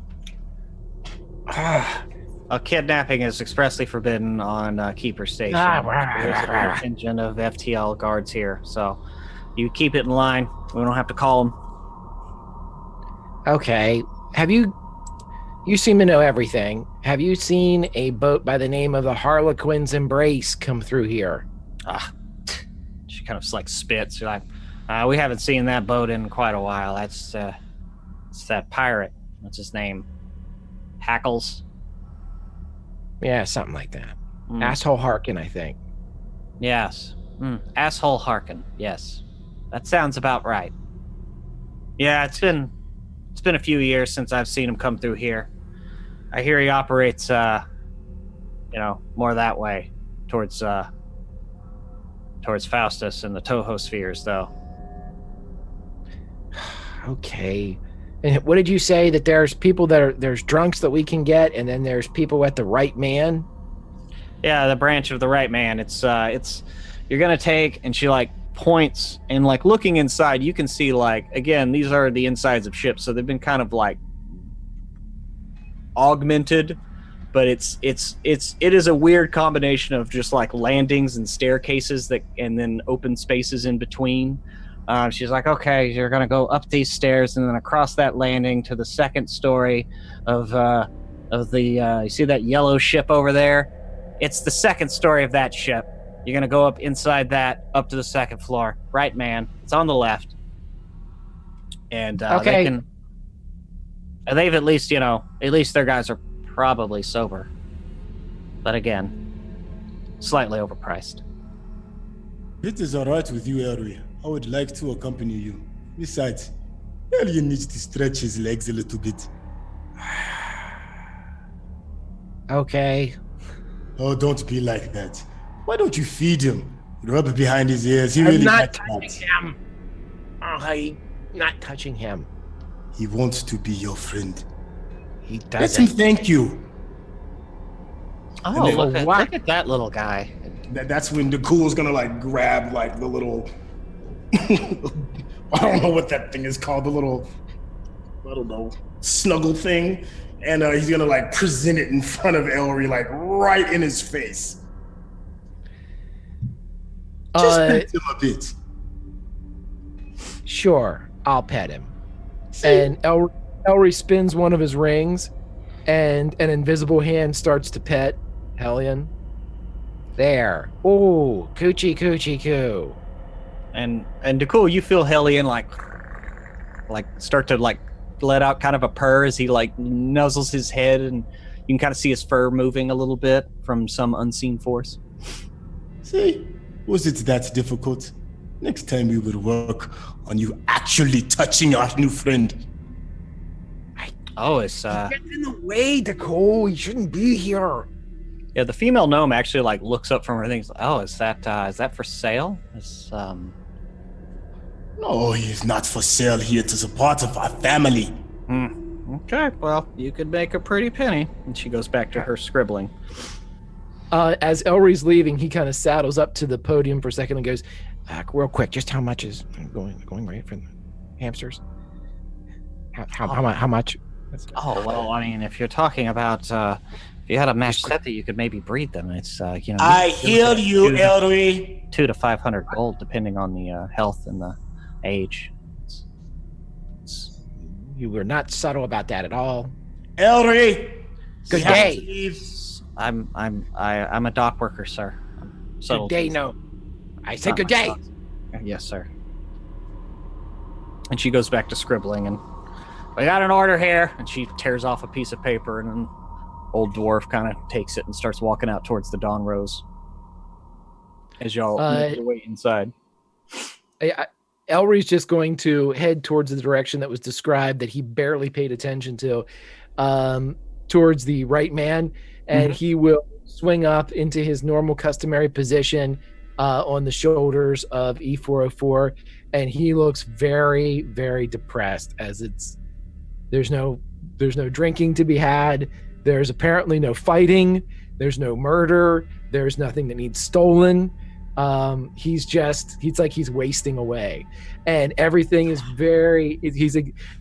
everything every 30 seconds or so there's a long drawn out sigh as he leans against E404's head. Elry, that has been your fourth sigh within the last 1 minute and 53.2 seconds. Yes. I'm fine. You would feel much better if you accepted our new Don't friend. tell me to pet the hamster. I will back away. I apologize. I am sorry. And then he goes right back to nuzzling his. I don't like the he kind of like pulls down into E404's ear and speaks like directly into where he thinks their ear would be. And he says, I don't like the hamsters. Between you and me, E404. And don't respond, why don't you like the hamsters real loud? You need to whisper. And I don't like the hamsters. I think they're getting between me and Dakul. I think they're getting between me and Hilda. I think I was the hamster before all this happened, and now they have hamsters. Xander's dead. It's been a rough couple days, E404. I mean, I'm not sure she put your arm back on right. I don't know. The whole thing's going to shit. Okay. E just says, you have not been particularly subtle about your feelings, Elri.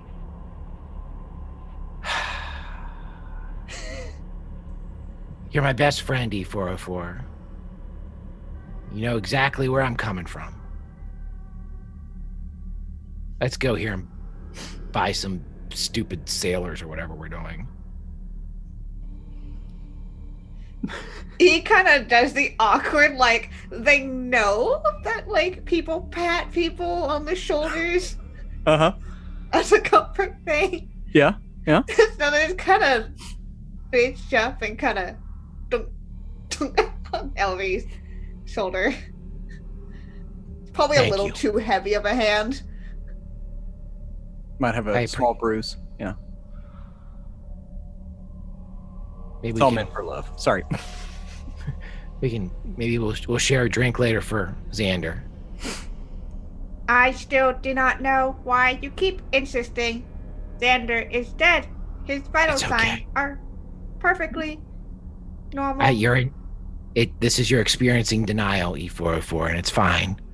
It's something that you'll learn as you begin to experience this grand and now very boring life. But maybe someday we'll be back to doing things fun. But until now, let's go buy some sailors on sale. I'm sure we could find something fun here. And They as did if the mention- universe was listening, you're walking by an establishment that you start to hear some rowdy noises, and right as he says that, someone is defenestrated. The front glass of the building bursts out, and a guy like lands in a heap in front of you, and there's a call from inside like, "Oh, that's what happens when you challenge me, isn't it? Huh?" And there's a roar behind him like, "Rah!" And there's a very large man at your feet, broken. He's trying to pick himself up. He's got cuts over him. Looks like a few bruises on his face, blood trickling out of his nose and mouth. He is leaning down to help them. Are we sure that we are in the correct place? Oh, get off me! Get off me! I'm fine. I don't need your help. And the guy stands up. One of his front teeth is missing. His blood's kind of pouring out. I mean, this guy just got his ass kicked. But he's not wearing a shirt. His knuckles are also bloodied as he's like reaching. I was like, oh, that was my favorite tooth. And he like Make sure you. I was gonna say, make sure you baby those other ones. You don't want to lose those two. Oh, I only got two left. Yeah, that's good advice, little guy. And he like goes to pat you on the head. Find someone else to start an apple for you. And you see him just kind of like walking away. But inside the looking in, it's obviously a bar. It's a multi-layered structure, but there are people raising toasts to another very large man as you see him like putting kind of a coat back over his shoulders, wiping his fists off with a rag, and he slams a drink and I'll have another. I believe this is the establishment the dock worker was talking about with the drunken hires. I believe you're correct, E404. I think that we should go in and at least look at the place, for comparison's sake. I don't believe the man who flew out of the window would make a suitable navigator for us. At this point, Elry is climbing in through the broken window. Okay, I'm gonna need a dexterity check to make sure you don't cut yourself. Unless you're doing like a flip or something, then acrobatics. Do the flip. It's a 23, so he's going to jump and land in and say, "I'm here." He just lands off of E404's head. Yeah. Okay. Yeah, you kind of just hop forward in a double flip with a half turn and land just inside the window. You kind of land on some of the rubble that fell like inside. There's a loud body atmosphere to the place, and you just kind of land and announce your entrance, and in typical fashion, the proverbial record like scratches, and like everybody stops and turns and looks down at this little halfling. And at the bar, you see like a very large man, like probably maybe half orc. He might be like part ogre. You're not sure. He's probably about 6'6". He doesn't really have a neck. He just has shoulders that keep elevating to the side to his ears. But he's the guy. He's got kind of a coat kind of slung over his shoulders. And he like turns around. He's like, "Well, you're there, aren't you?" I didn't understand a word you just said, but you look like someone that could definitely go sailing. How would you and 9 of your buddies like to come and jump on the Don Rose so we can get out of here and go chase pirates and get rich? Unfortunately, he is not lying. And just like the whole bar like erupts in laughter, like and it goes on for quite a while. He's a large man. He's got a lot of humor inside of him. And he finally like, "I'm gonna get him a drink. Let's get him a drink." And like he like gets a drink. He's like, "That one's on the house because you made me laugh." Great. And Elry drinks it and says, "Now, how about you get 9 of your buddies and we're going to go fight pirates and get rich?" "You gonna go and fight pirates?" Well, like among other things, we're going to go like, I think there was like exploring that was on there. The captain's around here somewhere. She probably knows like exactly what we're going to do. I only ever hear fighting pirates and like exploring and getting rich. And we saw like those 8-eyed whale things, but that was not as exciting as it would be. But in Norwich, you get some. They make good oil. You can make some alchemist fire from boiling the skin down. Did you? You didn't get them, did you? Nope. So why would I get me and my friends on a crew that don't even know how to fucking live out in space? Because it's obvious we need someone that can tell us that we need to kill these docile whales to make oil out of them. We need you. And we're willing to pay for you. So why don't you come with me? As he drinks a little bit more of his free drink. This is awful. There's gold in it for you. And you see him like, "Oh. How much gold are we talking here?" More than you could possibly spend.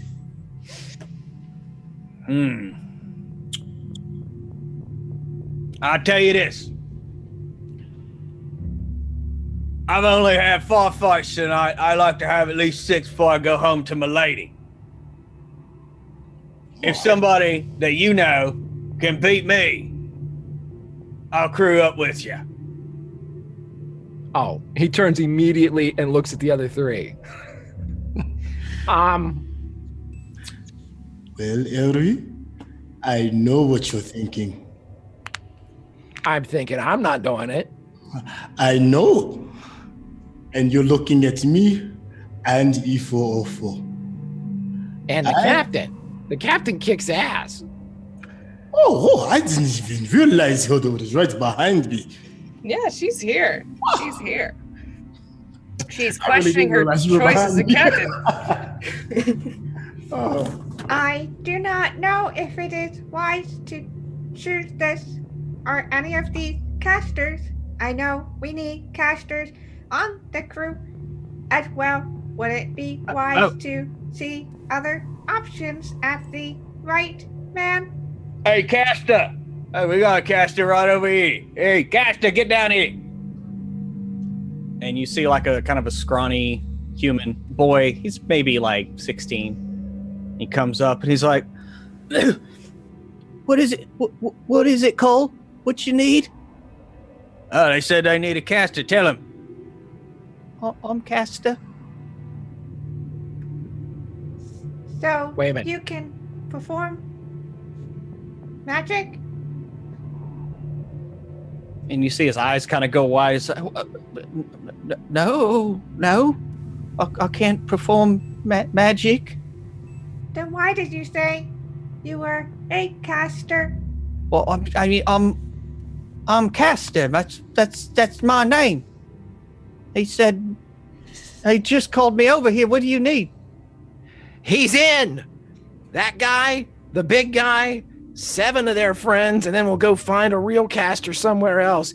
But fake caster can come because someone needs to take care of those stupid hamster things that you have. And this guy has the look of somebody that can take care of wood chips and urine. Oh, I'll have to clean out the.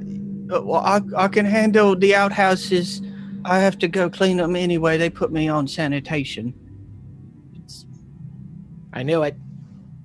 I guess hamsters. Is they like small?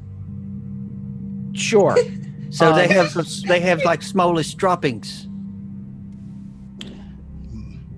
Compared to what exactly? And Everything's twice as he big. turns and looks at Cole like, and then just looks back at you.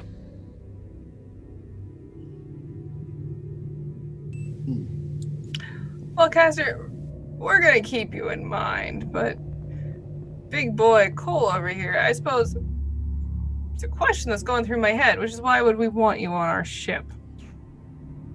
Are you talking to the huge guy? Talking to the huge guy. With that, he like shrugs off the coat that's like dangling on his shoulders, and he like pops every knuckle in his hand. It just sounds like branches breaking. And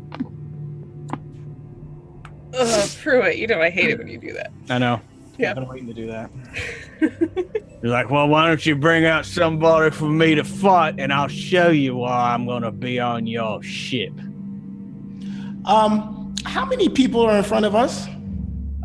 In the whole bar, or just the kind of people in his close ring? The people in his close range.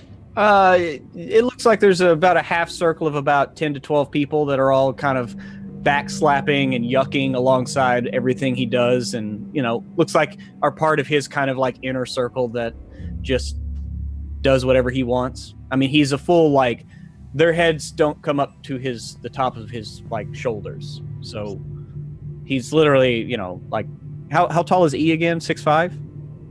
Something about He's about like an inch or two taller than E. And pretty much this whole time, he's been staring right at you, E, like looking you up and down because Yeah, of you're course he is. the next biggest thing in the room. But he just kind of pops everything, and he's just looking at E. He's like, "You said you wanted a crew." At this point, casually, Dakul and always in these moments, he's going to pull out his herbals, roll him up a nice J, and light it. And just pull on it ever so slowly. Look at the bartender and say, "Bartender, if it is okay with you, may I have a saucer of milk for my little friend here?" And he's gonna put Hellion on the bar. And he's going to push that smoke out while saying his sacred chants within him and push out fairy fire. Okay. You take a huge token and let out this immense fog and just there's better ways to share that, you know. Smells like good stuff though. And he looks around. And, you know, there's already a kind of a haze that hangs about this place as there's various other pipe weeds being smoked in the back, some other lot harder drugs near the back that you have smelled before, but I don't know if you've partaken in. But you can definitely see like a bit of smoke as y'all see it clinging to a few of his hangers on. And to Cull himself, you know, he has a bit of a haze kind of clinging about him. So we're going to do this, or am I going to go to sleep alone tonight? Who you got? E404. Yes. Shall we? And then a knowing look, I'm going to grab the closest chair I can find and crack him in the head with it. I would have to ask the rules of the fight, but okay. Okay. So, this is going to be a surprise round because that was truly surprising. But go ahead and roll initiative, everyone. Everyone that's involved.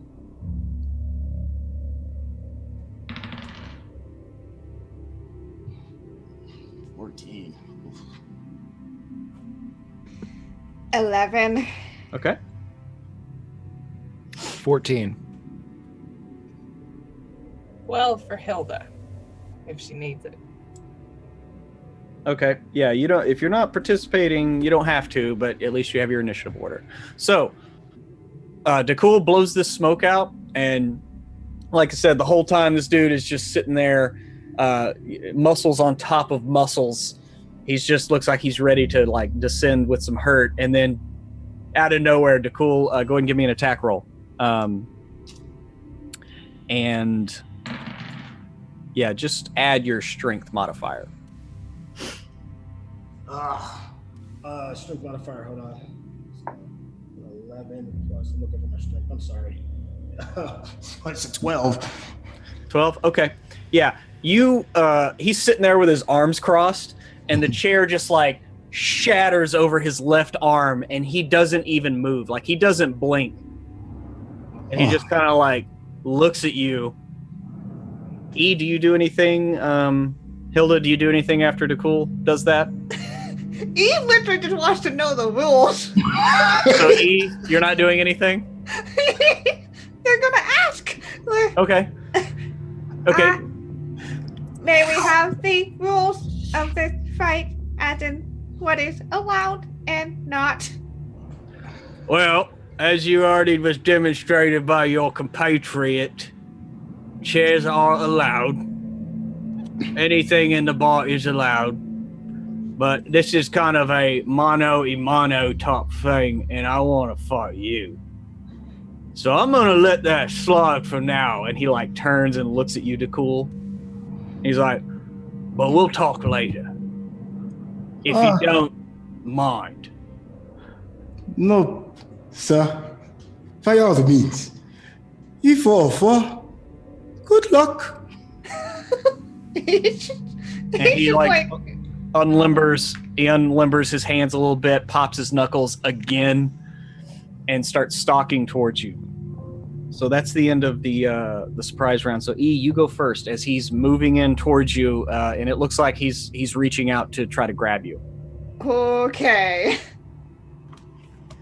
He's got a slow smile, like leaking across his face, drunkenly, as he's moving in. Okay, so he's clearly intoxicated. Okay, Ewas is just going to try to trip the dude. Okay, so you wanna do a trip attack? Yeah. Okay, so that's pose grapple. Yep.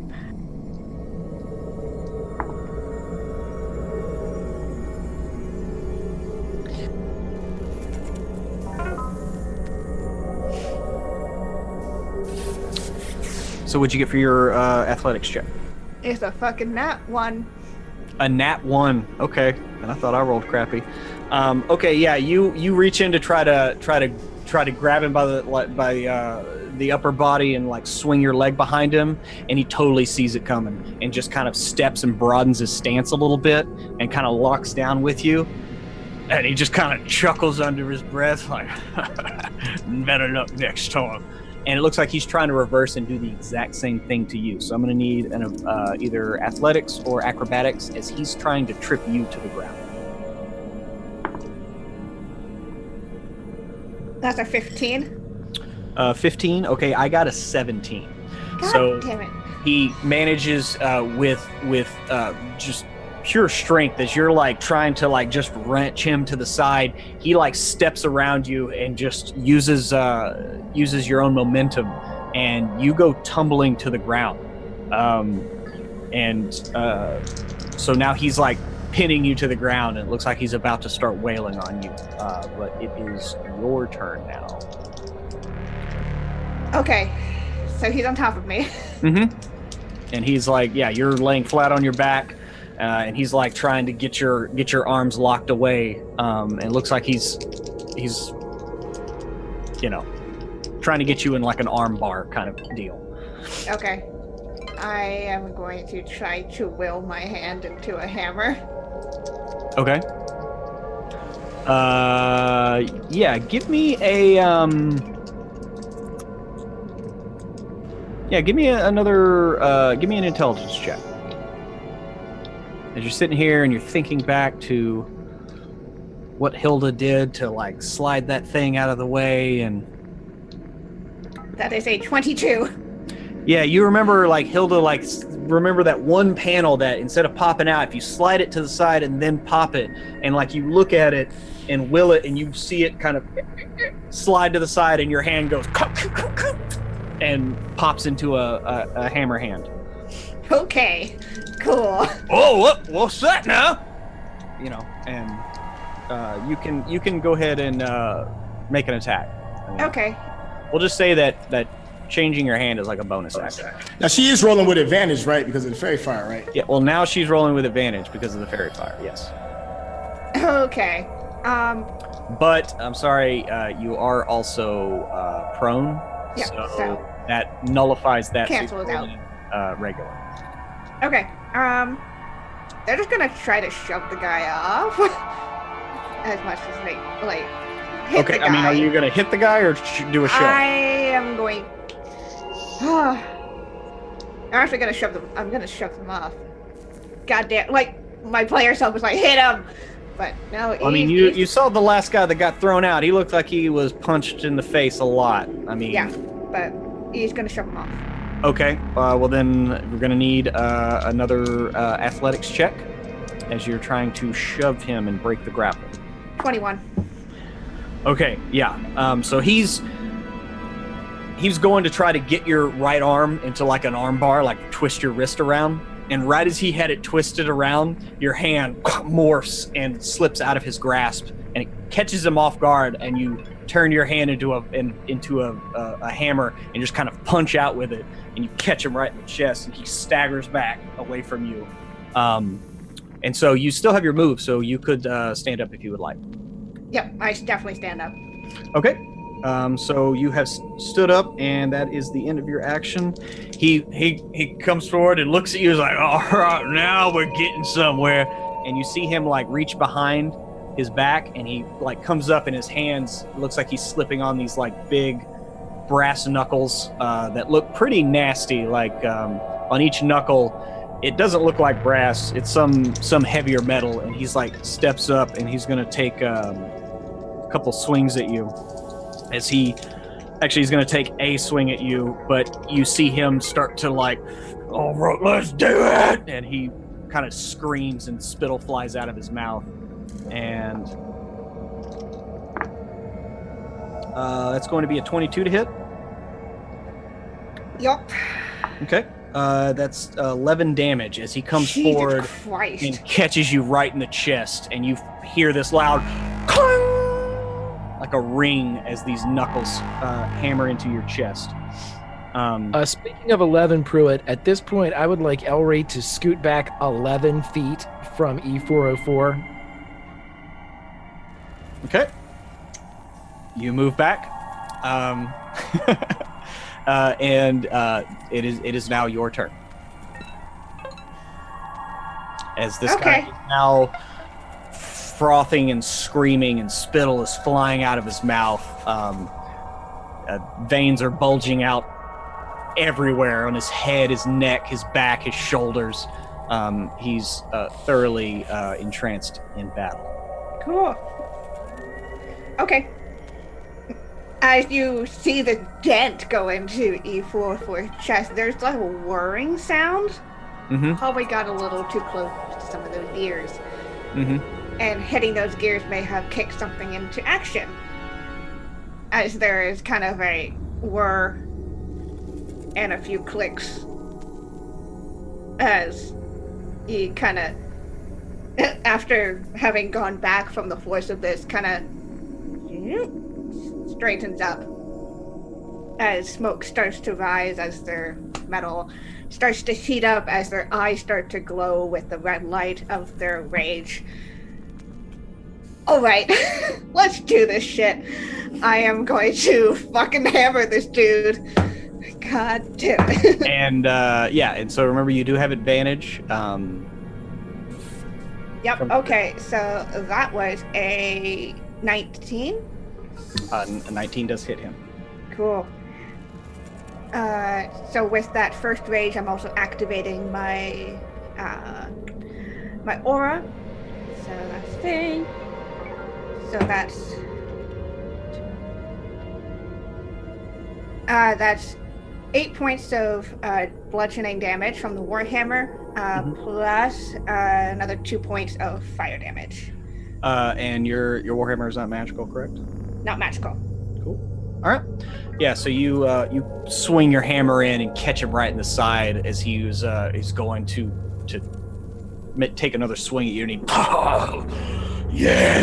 yes, and he he looks like he's loving this, and he comes right back, and he's going to take 2 swings at you.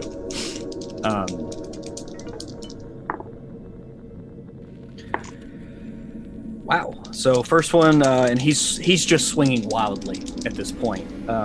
First swing goes wide, even though he is recklessly flailing about. 19 to hit, or excuse me, 21.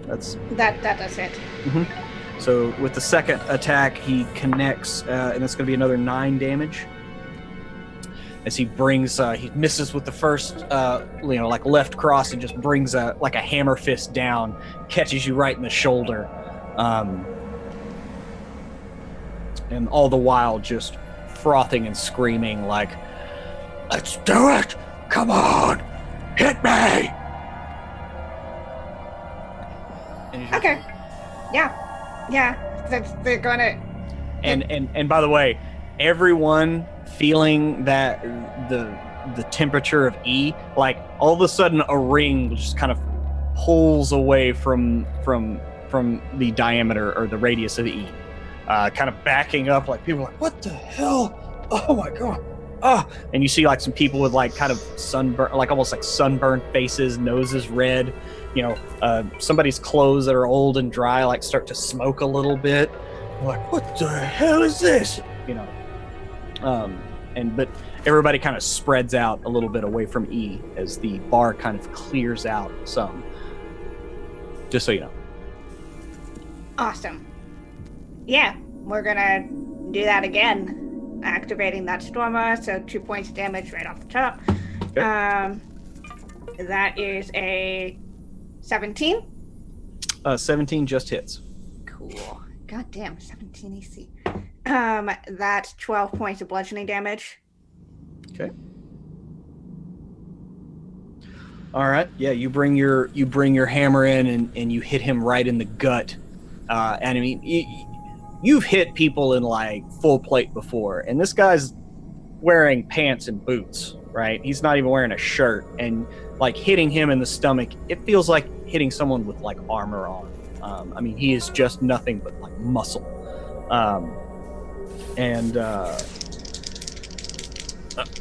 There you go. Yes, let me return the favor.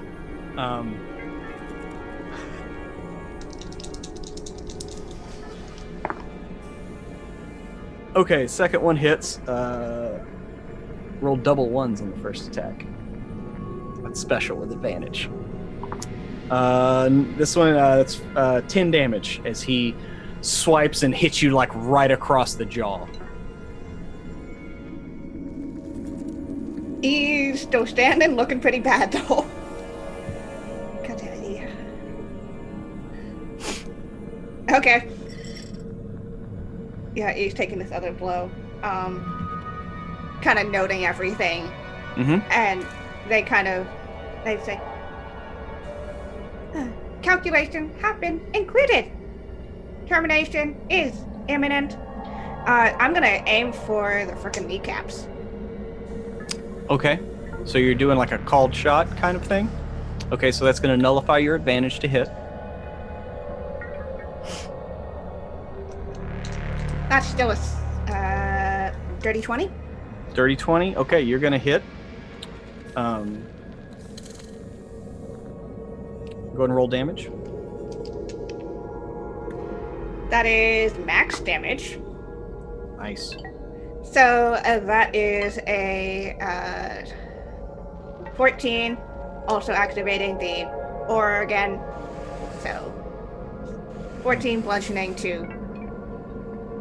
Okay, and whew.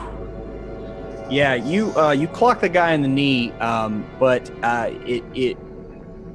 it doesn't. You don't catch him like you wanted to, like to try to take him out, and he kind of like goes with a little bit. I mean, it looks like you did hurt him with that, but he's still in the fight, and he's kind of like, "Oh, you son of a bitch!" and comes forward just like frothing, and he's taken another couple of swings. 15? 15 does not. Okay, so that first one like glances off your armor. No, it's 15 again. So 15 on the second one also. So yeah, he takes a couple more swings. It looks like he's getting a little bit more reckless, trying to finish you off after that telling blow. Go ahead and it's your turn. How is this guy looking? I mean, he's got a few bruises on him, like where he didn't really have anything before at all. You've caught him in the side. He's got a purple welt right in his rib cage. You also caught him in the stomach, and he's like limping. And he actually like, your rage self knows that he's probably in rage right now, just like the way he's moving and stuff. But he's actually still kind of favoring that leg and like reaching down, like as he's stepping to step easier on it. So you know, he does look hurt, but you know, mostly bruises. Yeah, I thought he would be raging. Okay. In the moment in between their pauses and fighting, can I scream out, "Drinks are on us"? Yeah. If you know, there's a big fight going on. Everybody's like, there's a whole like betting pool that has started back in the corner, like looks like actually like little casters sitting there like taking money and writing stuff down. Oh, okay, no, wait, no, we got 10 on the middle. We got okay, and and he's kind of running a thing there for Cole's boys, and so yeah, if you yelled out "drinks are on us," there's I'm trying to stand. Like cheers, like yeah, so come get them now. Oh, they're fine. And then and people are still like they cheer for that, but they're still yelling at the fight, and they're still focused on that. All right. Pruitt, to piggyback off of that, you said that there was hard drugs in the back of this establishment, correct? Oh, you can smell like the equivalent of like opium being smoked in the back, like the very, very sharp, acrid, but also with like a hint of like maybe like blueberries. Not really sure. Never quite caught that tinge before. Yeah, it's in kind of further in the back underneath the overhang of the second floor. Okay, can Ellery, during these first couple rounds of exchange, could he have gone back there and casting Unseen Servant, could he have procured one of these either pipes or however they are partaking of this opioid-esque euphoria?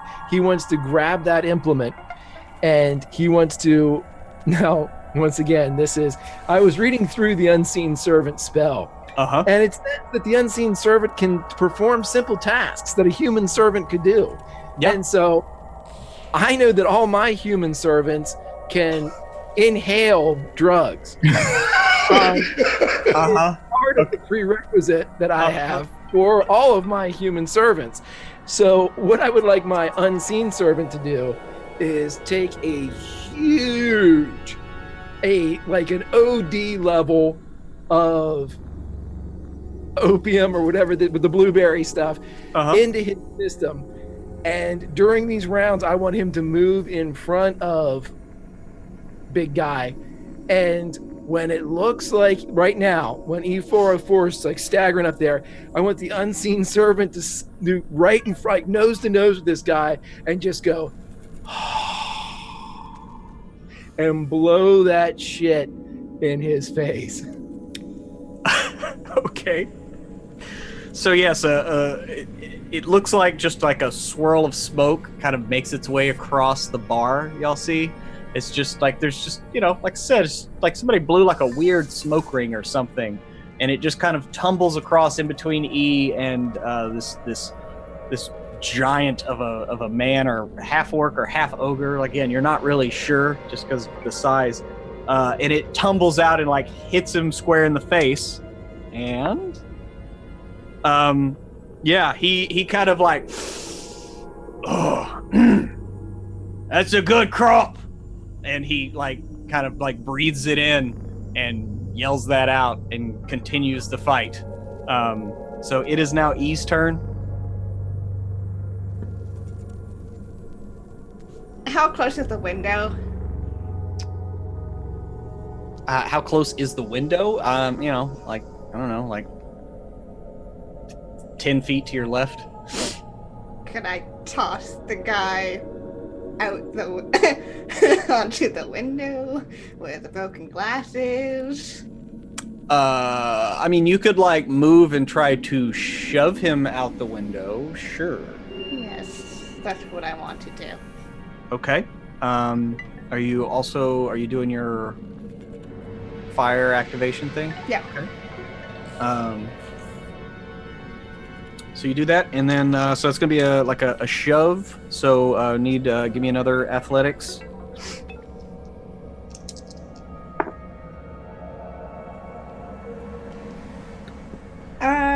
That is a 23. Okay, yeah. So you like sidestep one of his punches as he comes in, and you just kind of come up with your hammer like right underneath his armpit of the extended hand, and you just catch him at the perfect angle, and he goes sideways, not quite head over heel, but his leg like hits the bottom of the wall, and he tumbles out of the window and onto the broken glass outside, and takes a hard tumble and actually like falls into some pedestrians out there, and they fall away to either side of the already broken window. But there's a cheer that goes up as you do this, and then like, oh, get up, Cole! Get up, Cole! Cole! He is definitely walking over there. And they're like, you don't see your opponent rise from the other side of the window. Okay. And sure enough, one of his guys runs over to the edge. He's like, Cole!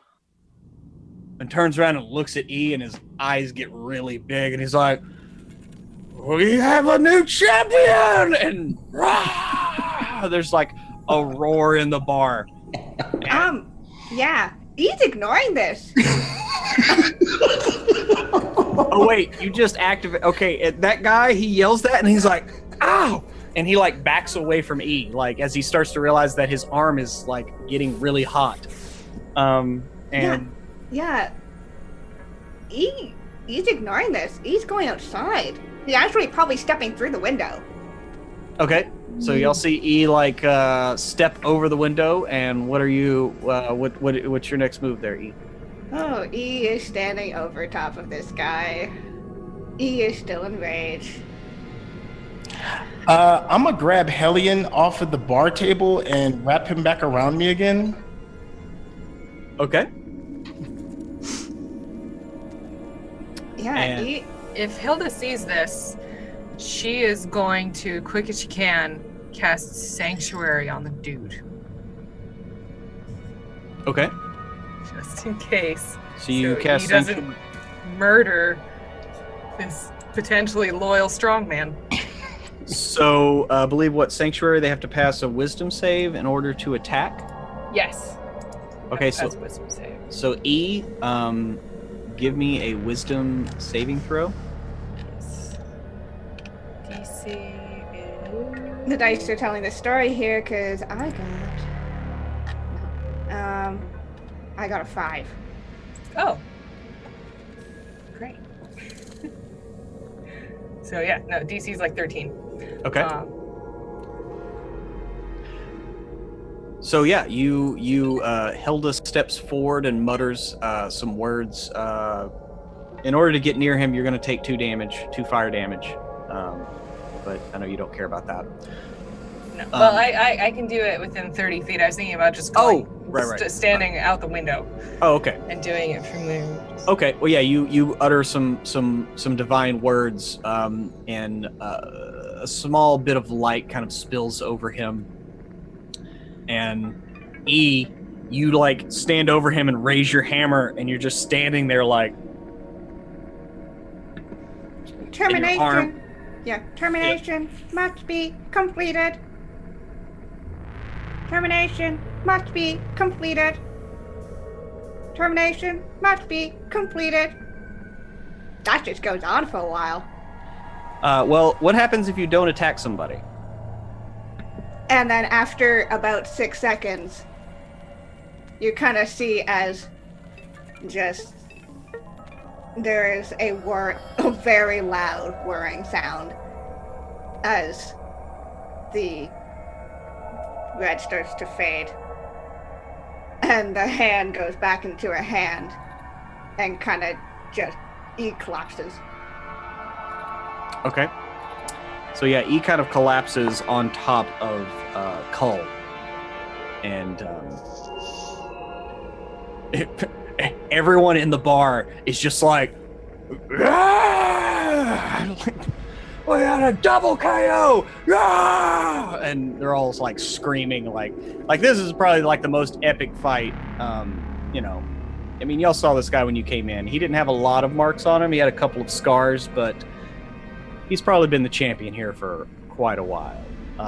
And so they all immediately start coming up to DeCool like, oh, he's got a drink on us, yeah! And they're like, everybody like loves DeCool because they all think that he's going to buy them drinks. Yeah, confidently. Yes, champion style. Yes. He's gonna get everybody all riled up and look at the bartender as if to say, "Get him started." And he's kind of a plump older human, and he's just kind of got them all worked up again. Shit. And he's like pulls out a bunch of like dirty cups, and he's pouring kind of a dark like broth, like it's there was Elry who had this, it doesn't taste good just by the way it looks. But he just starts filling cups up down the bar, and everybody's taking one and throwing them back, and many backs are slapped, and many fives are hied, and there's just a general sense of revelry, and you hear people talking about like, I'm gonna get him to take me. No, I'm gonna get him to take me. And like everybody now is starting to argue over who Cole is going to choose, as he's still like outside and like passed out with a robot on top of him. So what do y'all do now? Hilda will go down, and she's going to cast a quick cure on E and on Cole. Just to make sure they're okay. Protect. They're invested. Cool. As you lean down, you notice that E's eyes are flickering red, like in and out, very erratically. Ooh. Yo, you back with us, E? Doing okay? Dako's going to see what all the fuss is over on E404 and keep our impending new sailors busy with more alcohol and more smoking. Okay. Air.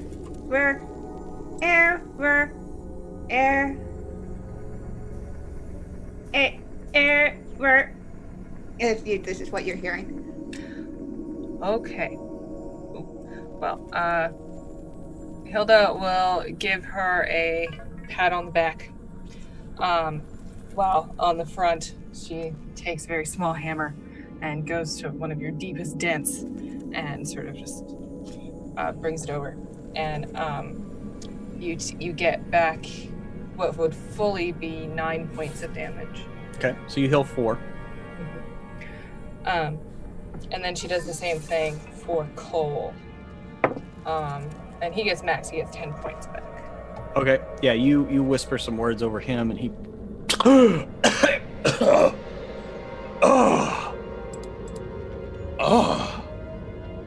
he like looks around, looks at E, looks at her, like, oh, so that's what it's like. Should bow to your new champion, Cole. Oh, I'll be. Yes. Oh my God. Oh. And he kind of like leans up a little bit and like holding his side, and he goes to try to stand up on a left knee that's like kind of shaky, and he's like, I'm gonna need a minute. I need a cup of grog. Grog. And the little guy caster, he comes running over. Is your grog size? It is. And he like quaffs it like one gulp, and it's gone. You are by far the first person that has ever put me on my arse. I guess you're good folk. You got me, you got Caston, I'm gonna give you the 8 best men I know here, and you got yourself a crew. All right. Sounds good to me. Yeah. Well, why don't you take the night? Probably the rest of tomorrow. Get ready. All right. Is there anything in particular you're looking for in the crew there? The caster, he's pretty small. He can get into places, and besides, if you look at him, he's unassuming. So there's that. Oh, We're looking for people who are strong and experienced, and are you all humans? Yeah, we're mostly human. I mean, I'm mostly human. Yeah. Well, But, a little other stuff, in there. That Cass, I've been taking care of him since he was a wee lad. Yeah, most of the guys I'm gonna bring, they're human. I got a dwarf. He's a bit of one of them naturey ones. A little bit. has he ever flown a ship? Well, I mean, he got here. He flew on a ship. I don't know if he can fly one. I know he does little tricks and stuff with his hands and whatnot. Can make things happen. Well, that might do. What we're looking for muscle. We're looking for people who know how to work a ship. And we are looking for people who want to see things they've never seen before. I like all of those. There you What's go. the rules? I got kicked off of my last 4 ships for fighting. So, just wondering, will fighting be allowed on the ship? Well, hadn't considered it yet, but maybe we can make a club or something out of it. You know? Well, I'm not sure that we're allowed to speak of such things in mixed company, but, you know, things could be made and arranged. Just keep it quiet and don't kill anybody. You almost got E.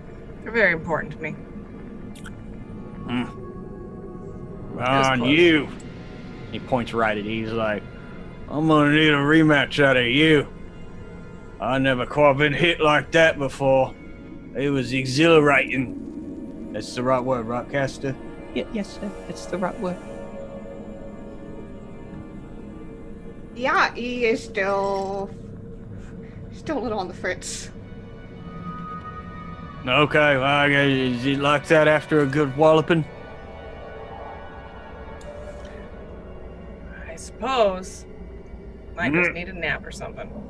And he stands up a little bit taller, like knowing that he's looking over at this thing that kind of kicked his ass and it's not really working right. So he put 2 brain cells together and he's like, I did that. Yeah, that was me, right? Huh?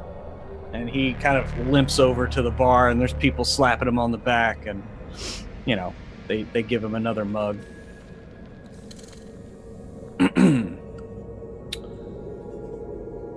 So, would y'all like to hang out here for a wee bit more, or move on to the right man? At this point, Hilda's pretty pleased. I think the right man, we want to recruit a really good pilot, is what I'm thinking. Mm-hmm. Okay. Yeah. But Hilda can do that. Whoever wants to come with her can. I will happily come with you, Dakul. Let me tell the barkeep to put all of these beverages on the ship's tab. Okay, I can do that. What's the ship's name? The Don Rose. The Dawn Rose? Yes, Was it like an elven ship or something? It looked like a big old flower. that is it exactly. With the most beautiful of bouquets. Okay. Elves. He turns around, like scrawling something on a paper. Oh, Let's make One sure more- you square up before you leave. one more thing. Would you happen to have a wheelbarrow for my friend here? Oh, what? A wheelbarrow. You know, one of those things with the funny wheel in the front to move heavy objects. I don't have anything like that around here. I'm just a barkeep. That is okay. Your service has been much appreciated. I hope so. I got you the beard and it's the barkeep for you. Quite tasty. Okay.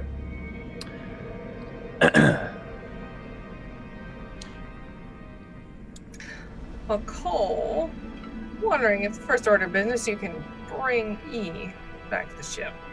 Well, the first order of business is it's coal, What? not coal. Coal? Coal. As in the Conqueror? Holy shit.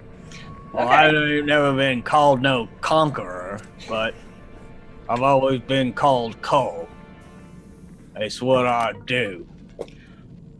All right, Cole. I'm sorry we had that initial misunderstanding.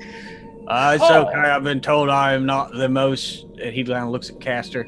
Articulate. Yes, sir.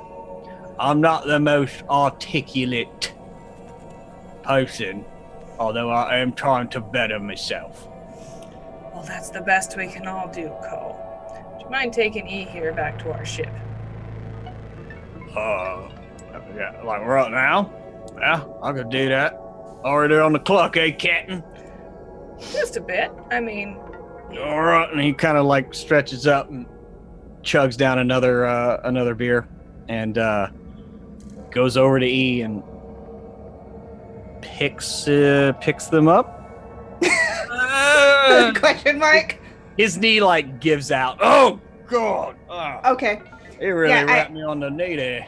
As soon as he touches E, who is probably still very warm, E kind of puts out a hand and looks at him for the first time with actually looking at him.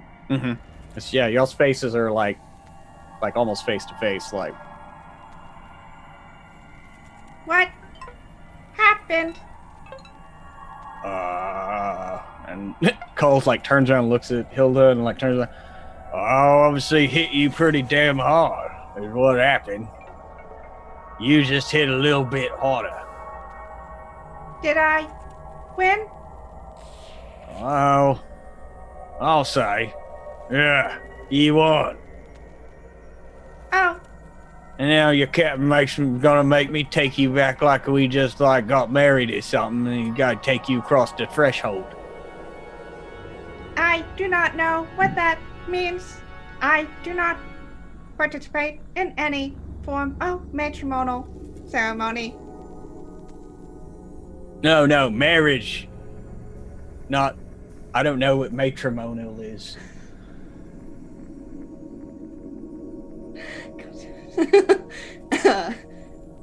They're gonna try to get up to their feet by themselves.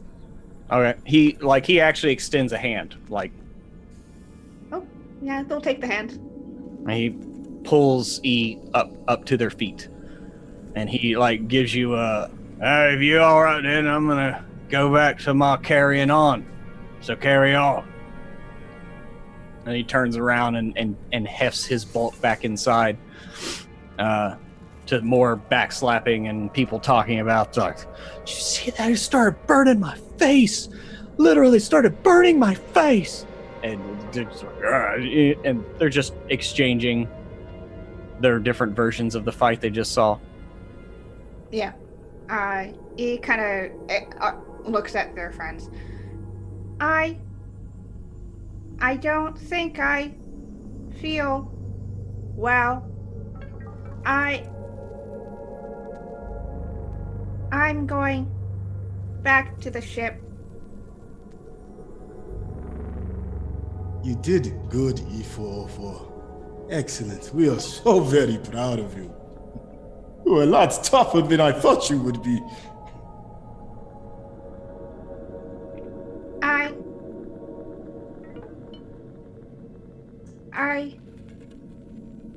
Yeah. I will see you back on the ship tonight. And they're just gonna turn and walk away. Okay. Not noticing E404 leave, Elry, who has been in the back of the bar for an extended period of time, comes stumbling forward and he says, Hey guys, what's going on? Did you see E404 almost killed a guy? Almost killed a guy. This place is great. all right. And he walks past to the smell of blueberries. Oh my god.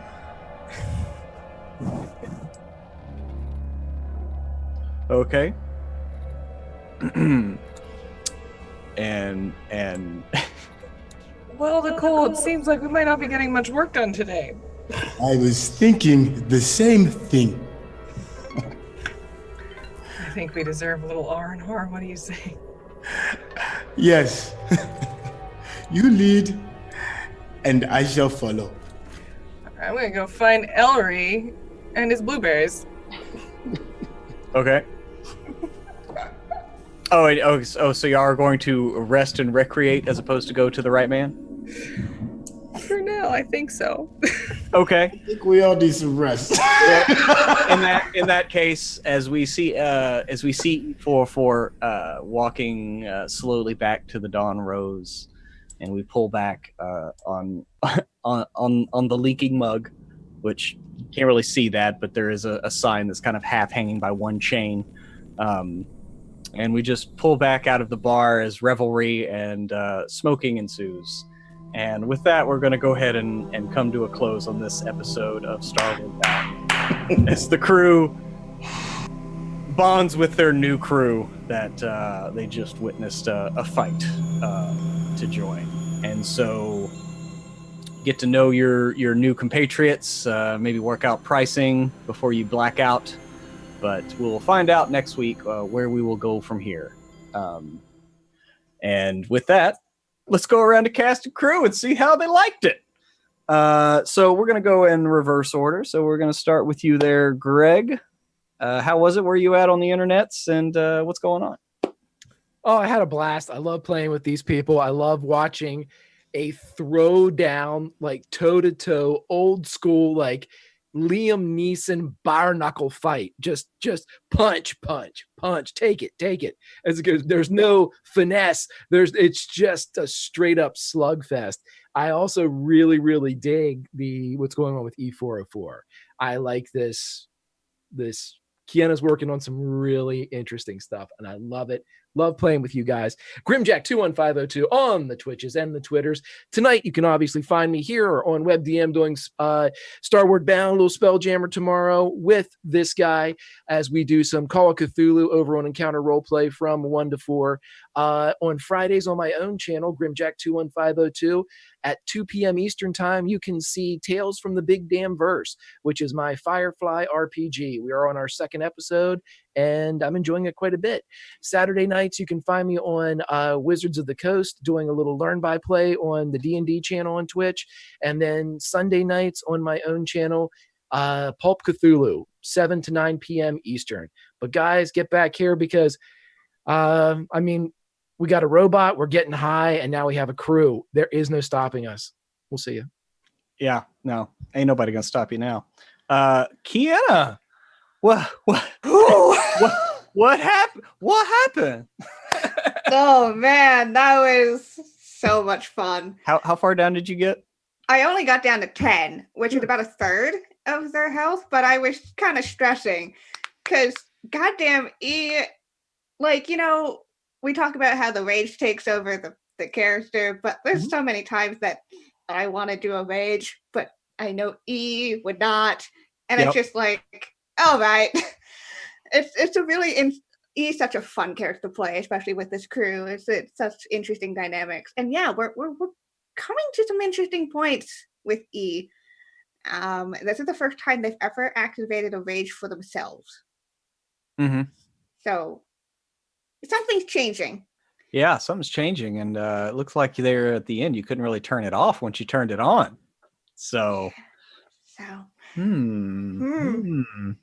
So yeah, it's gonna get fun. I'm super excited. Was Burke right? Was he? Maybe, perhaps. Philosophy student in me can't help but do this whole thing. But yeah, oh god, you guys are all amazing. Fucking love this game so much. You guys can find me all over the internet as Kiana S. Twitter is probably the best way to find me. Talk to me about how awesome it was to see this showdown. And, if you want to see more Murderbot, definitely tell me. So that's where you can find me. You can find me over on Mondays on Encounter Roleplay doing some Atomic Cthulhu with Greg F. my keeper trying to kill me a lot. You can find me on Friday, where I am on a miniseries called Life on Mars. We had the premiere a couple of weeks ago. The second episode's this week. Going to be super exciting. That's over on Off the Table. Tomorrow, I am starting a new D&D 5e series over on Straticus' channel. I am the Dungeon Master, and I am running a series called the One Shot Wonders, where basically anybody can join, whether you're a beginner or a veteran, whatever. And I run you through a one shot in a new setting every month. So this month we are doing my homebrew, which is Tales from the Twisted Tower. It's a fairy tale shenanigans, so that's super exciting. So make sure I'll put the link there where you can go and sign up for that, because I want to play with all of you guys.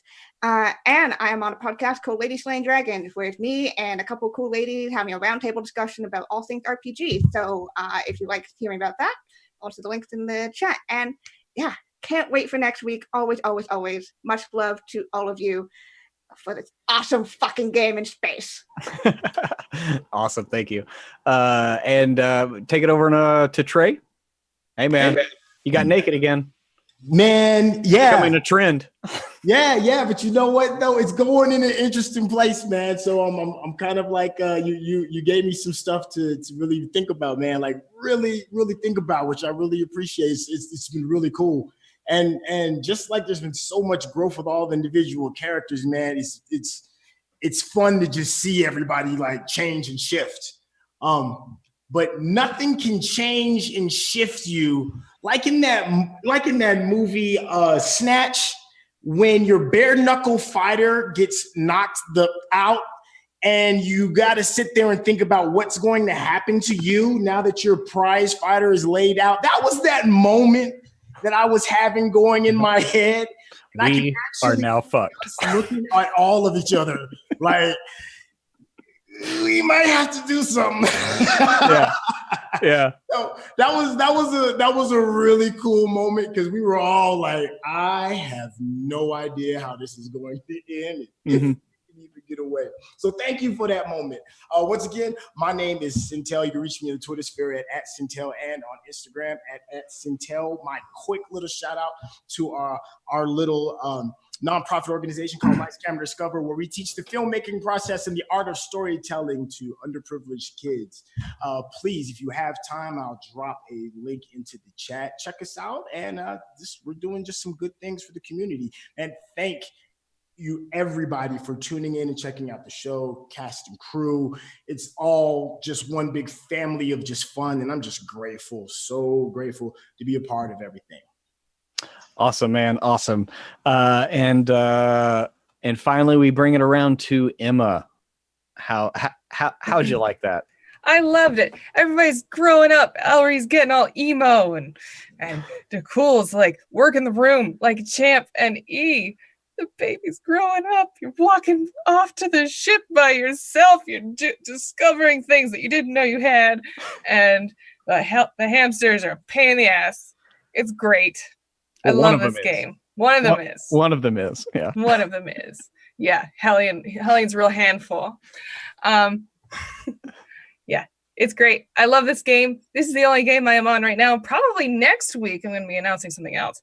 But this is my game. I am Emma. I am the communications director for WebDM. My own Twitter is SusieKing85. But you'll be a lot more likely to find me on WebDM Show Twitter, where I am giving you witty retorts and passing on things of interest or of technical difficulty to Jim Davis and Pruitt, my boon companions. It is a wonderful time. Every time we get to play Pruitt, I'm very happy. That it is.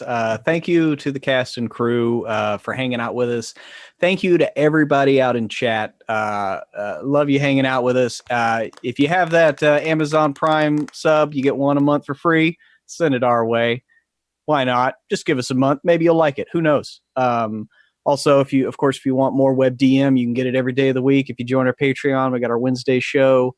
We do a weekly podcast, monthly or a weekly Q&A over on Patreon. And of course, mine and Jim's game on Tuesday and Thursday. Come back on Thursday, same time, same channel, 6 to 9 Central for Land Between Two Rivers. They finally made it out of hell. So now they get to figure out where to go next. And also be sure to check out Sunday. We're going to have another episode of RPGN. I'm going to be with the incomparable Lindy as the co-host there. We're going to recap all the great moments, the great lulls of the week in tabletop gaming. So come on back 1 o'clock Central on Sunday. And until then, y'all take it easy out there, and may the dice ever roll in your favor.